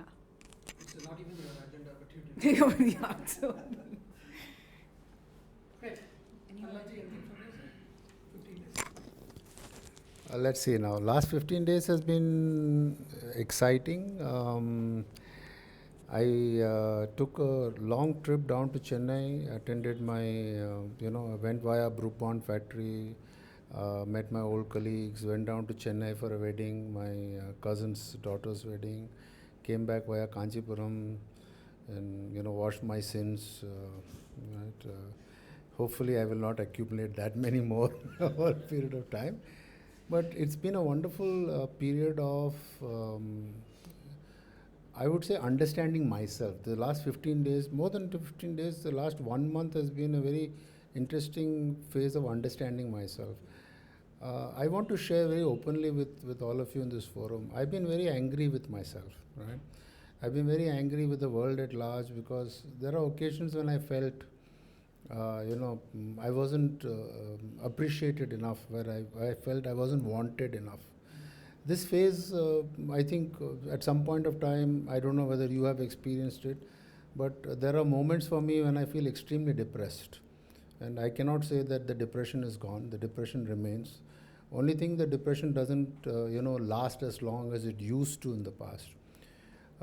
I've realized that at the end of the day, and I came across a very interesting statement saying that if you did something to somebody in expectation of a return, then actually you are a fool, because that's because you expected something in return. But if you did something for somebody without an expectation of return, then be happy, because ultimately that's what you wanted to do. And I think it works for me now, right? I'm beginning to become more comfortable with myself. I'm beginning to be less resentful about a lot of things. So it's actually a commencement of a new journey for me. I can't say that the last 15 days has been very effective, but it's a new journey I'm commencing. I think over the next 1 year or so, just to accept myself for being myself is going to be a challenge for me. But I'm happily looking forward to that. But thank you very much. Okay, anybody else wants to add anything more? Good. We're going to do this every 15 days. And look back and see what is, because the to-do lists and the right tasks are not going to capture these things. These are at a feeling level, what you feel as achievement is, right? Some of it may be there in the right task, like CMS video, but still, what do you feel happy about looking back the 15 days? And I suspect the nature of what we are going to be saying in this room is also going to change. So let's watch that interesting process. So with that, I'm going to hand over to Shama and Nandlalji, because the next steps of utilizing the Strength Finder, because today was quite educative in the way we could potentially use Strength Finder, but let's get to some specifics on how are we going to use it in terms of the next steps. Yeah.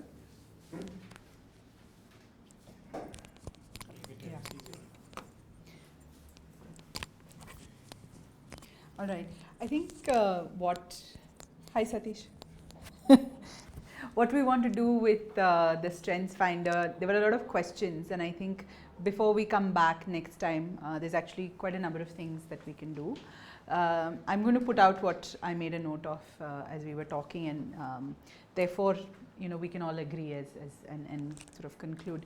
The first thing there were sort of 2 questions, or I think that between Nandlal and Shiv they had raised, right?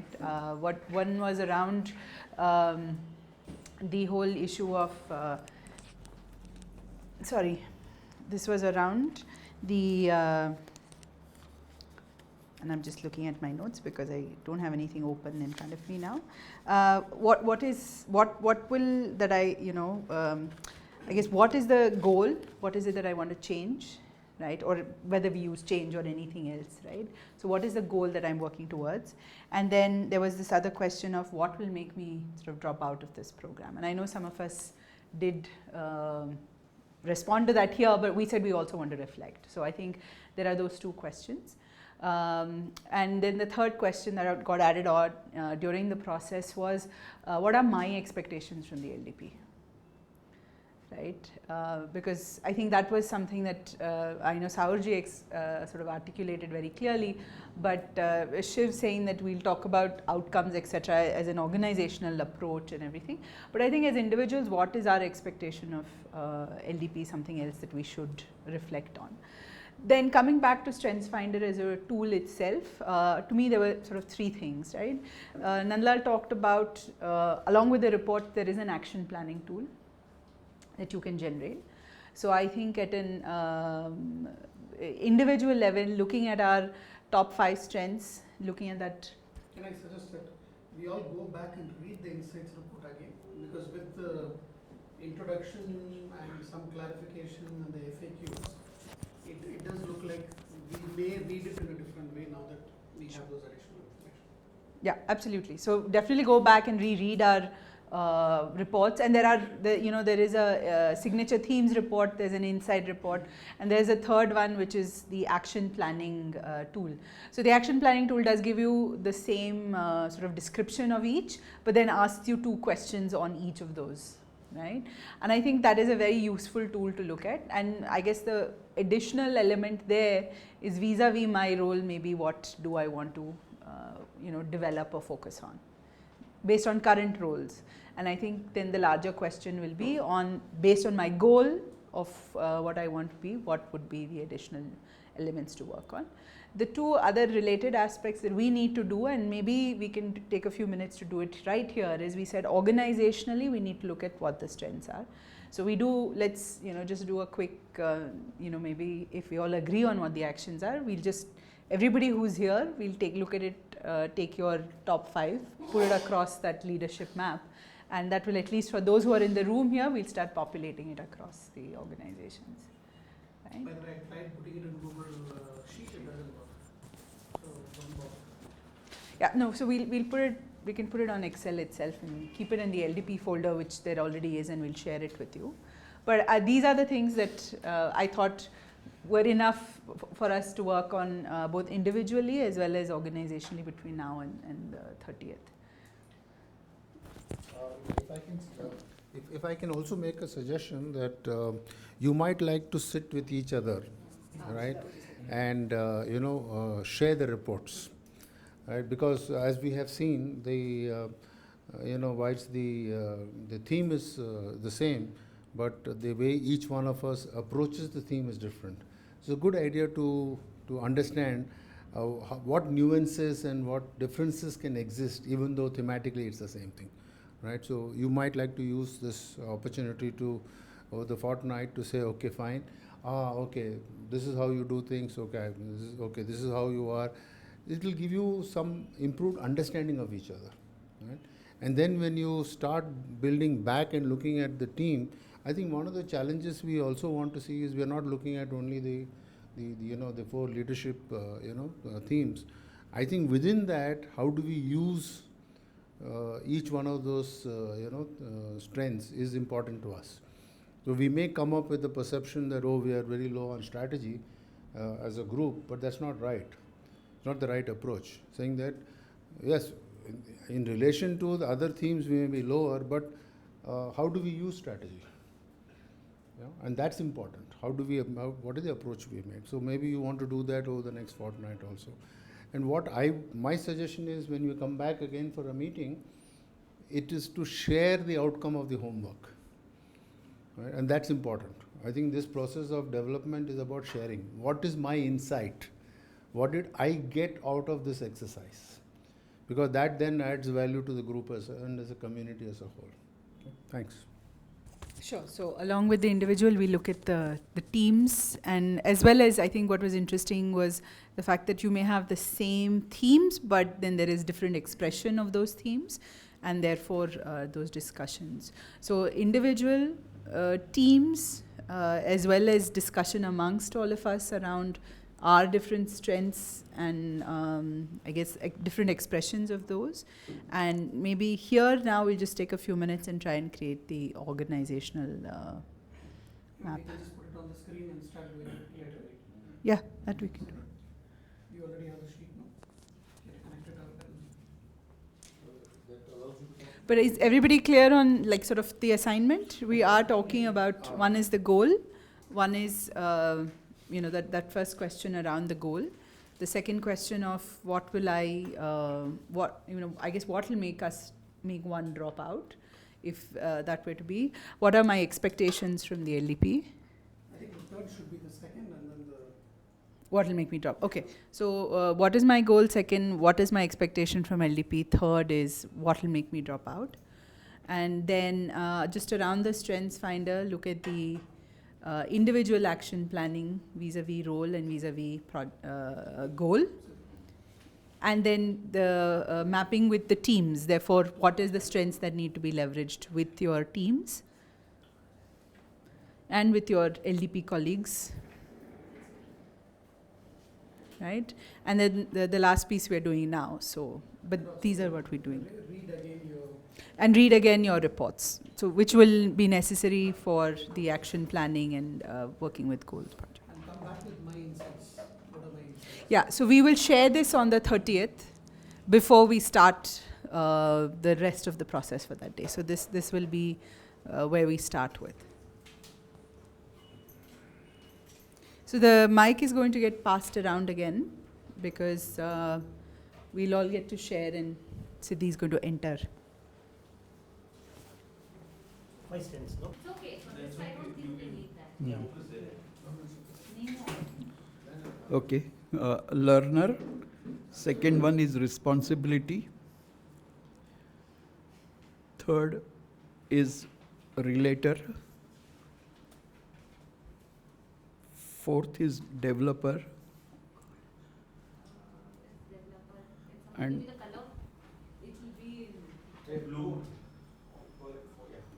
And now fifth is focus.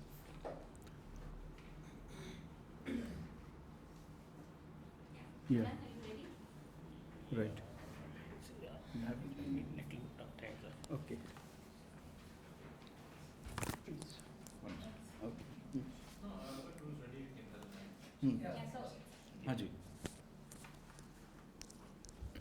Five, one is strategic, empathetic. नहीं मैंने लिख लिया था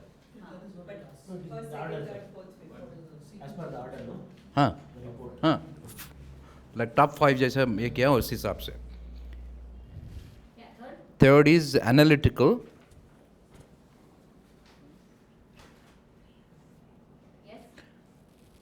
fourth is relationship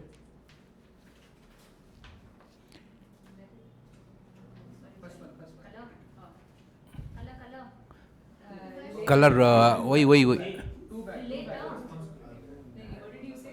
relationship relator fifth is developer yeah next सही है thank you Siddhi. Communication. Yeah, we've got that. Activator. Activator. We've got that. Third. Arranger. First, second. Includer.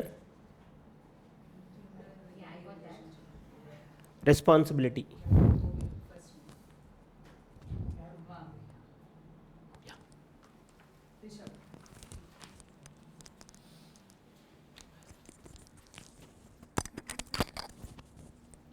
Strategic 1.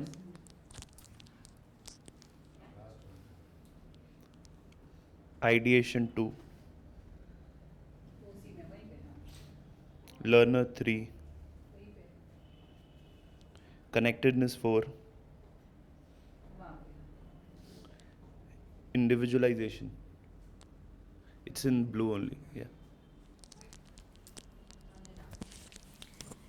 Responsibility is first, restorative is second. No,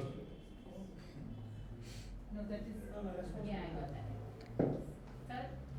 Third is learner. Fourth is harmony.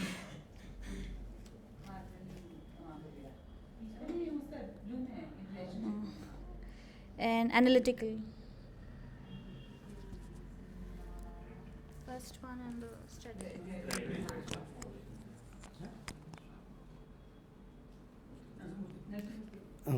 First one is correctedness.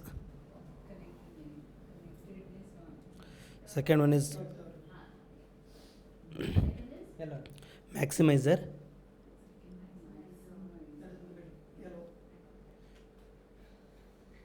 Intellection. Fourth is arranger. Fifth is developer.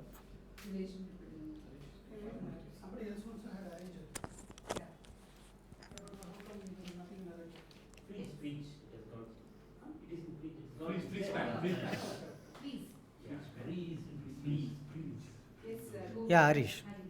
Restorative.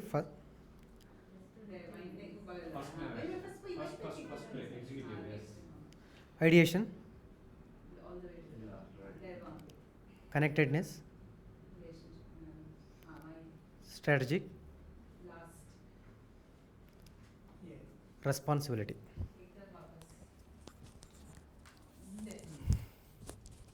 Yeah, Tanga. Siddhi, mine will be in executive and strategic thinking. First one is restorative. Next one is in achiever. Yeah, and last now learner. Ideation.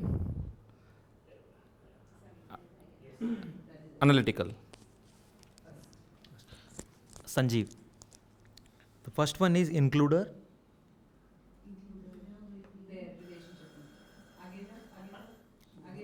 Second.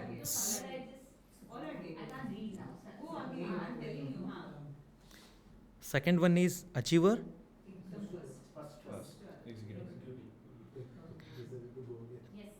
Third one is connectedness. Fourth one is responsibility. And last one is arranger. Rajendra. So first one is activator. Correct. Yeah. Second one is ideation. Last. And learner. Oh, sorry. Third one is the restorative. Restorative. That's the fourth one. Learner is fourth. Yeah. Yeah.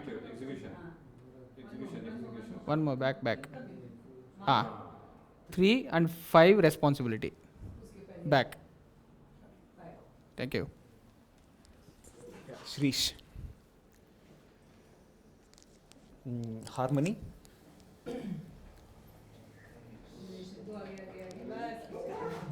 Consistency.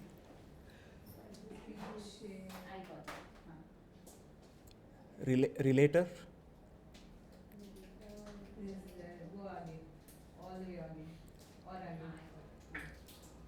Analytical. Adaptability. Adaptability.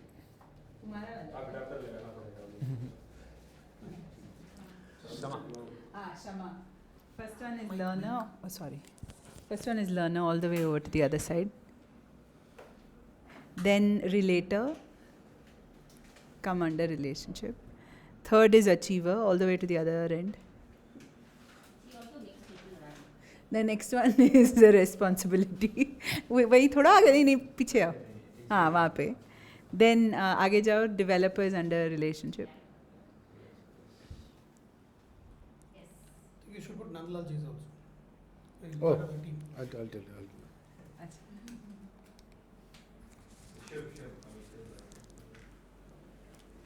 Nandlal waiting, Shivda. Yeah, mine under influencing there are 3. No. What is number 1? No, it's okay. You can tell me the 3 numbers. But she's right. Wait. First, go to strategic thinking. Under that, number 1 is strategic. Last finger. Come to influencing. Under that, communication. Go back to strategic thinking, ideation. Come back to influencing and stay there. Self-assurance. Command.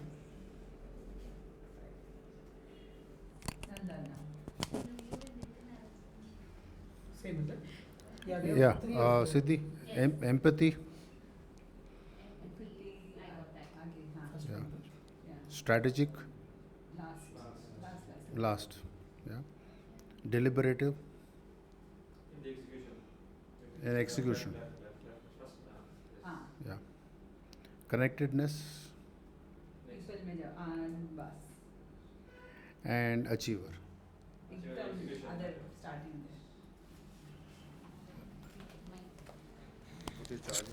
Yeah, अभी अभी क्या करना है total करना है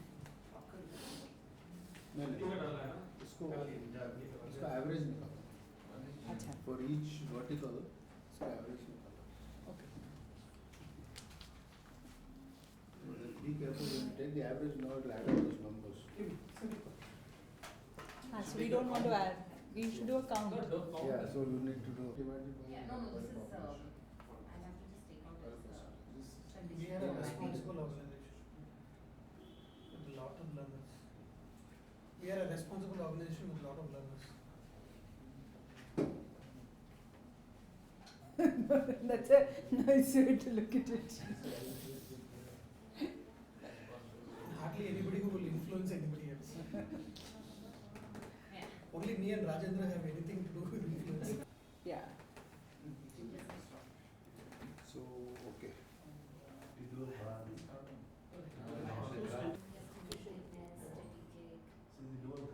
you'll see block-wise, block-wise is just the thing will be mine. None of the things.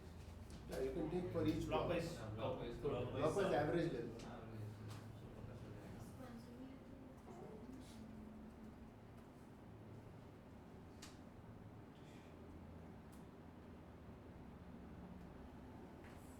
But whether the numbers are same, I'm not sure. No, I'll just check. They're not. No, they are not. Okay. Will it reduce? Yes. yeah what is the average to this It should be the ranking. Average will be the ranking. एक और add करना है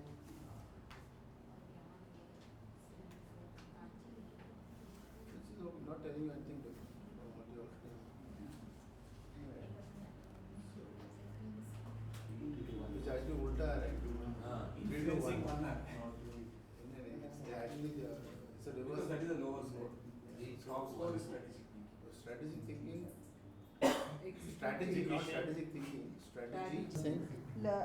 Learner is great desire to learn and want to continuously improve. In particular, process of learning rather than outcome excites them. Interesting. Okay. And then responsibilities take psychological ownership of what they say they will do. They are committed to stable values such as honesty and loyalty. See. So it says as an organization we like to learn. Those who are here. Right? Responsible. Yes. But this is very interesting. Yeah, right? not from an outcome. Not from an outlook perspective. Yeah. As in. Strategic are the next ones, right? They're restorative, connectedness, and strategic. So restorative is adept at dealing with problems, good at figuring out what is wrong and resolving it. Yes. That's restorative. Connectedness is have faith in the links between all things. They believe there are few coincidences and that almost every event has a reason.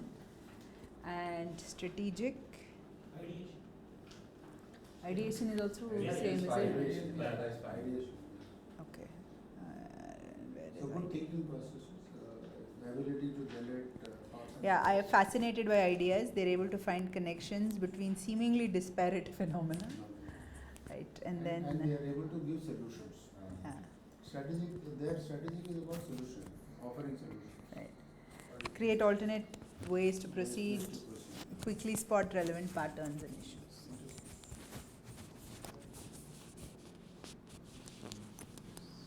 I think In 8 strengths, nobody has got. In 8, we have 0. Belief. No, developer we have. No, but don't worry about that. I think what is it? You know, if you look at it from a strengths point of view, what is the snapshot of the organization? What is the snapshot of the organization that is emerging here? No, but if I put Thematic. all for it will not be No, thematic, no. That will not be zero for anybody, no? We all have all time first. But we have 34 now. No, but uncomfortable with zero. No, seriously, as an organization, what is emerging as strength? Thinking and doing. Doing kahan? Where is the doing? So executing who na? Ah. And strategic. No, the ability to, as an organization, interest in things which are, uncommon. We like exploration. We like learning. We like ideating, right? And we like to deliver. That's how the organization's strength is emerging.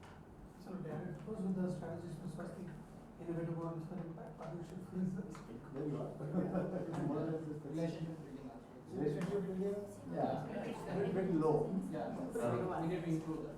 And then No, again it depends, no? Again it depends. This is the organizational strength. This is working for us effectively, or do we think that we ought to improve? Influencing, we are very low, virtually non-existent. Yeah. So is it important that we now need to leverage that strength?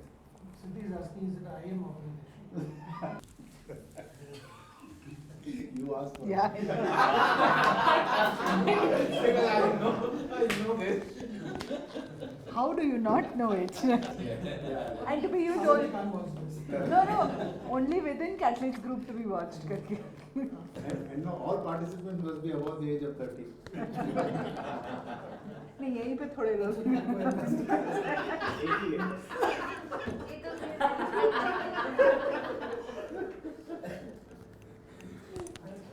Nice, this is actually telling you what is already there on the ground. So, from a pure clinical perspective, I'm seeing things that the way I have always believed and I've seen this organization. I think so it's only been, it's come now in black and white. Validated. Validated. And in color also. And in color. But that's interesting. The question is this good for us? I don't know. Is it bad for us? I don't think. We should look at, going forward, which of these strengths are going to become limitations for us. That is the question. Not to say, so we have all these strengths. Can we, the way we utilize these strengths, that information will not come here. That will come when you do further, analysis and break down this. You look at the executing and say which are the strong ones, responsibility, but what else perhaps need to come here? We got a zero somewhere, right, on belief, for example, right? Is that something, or we want to look at things like, stuff like deliberative? I think this is how the reflection should be. What more strengths should we possibly invest in? Because that is what really is going to build the strength. I think communication. Maybe. What does communication tell us? With Aditi and Gayatri joining, it will improve. Yeah, I hope so too. I generally find it easy to put their thoughts into words. They're good conversationalists and presenters. You see. Now, if that is missing here, then one of the indications that we are a large organization of introverts. That is something you should be reflecting. We seem to be largely an organization of introverts. So we are having two communication officers joining. Aditi and Gayatri. So we are hoping it will slightly catch up. No, those two will communicate in writing.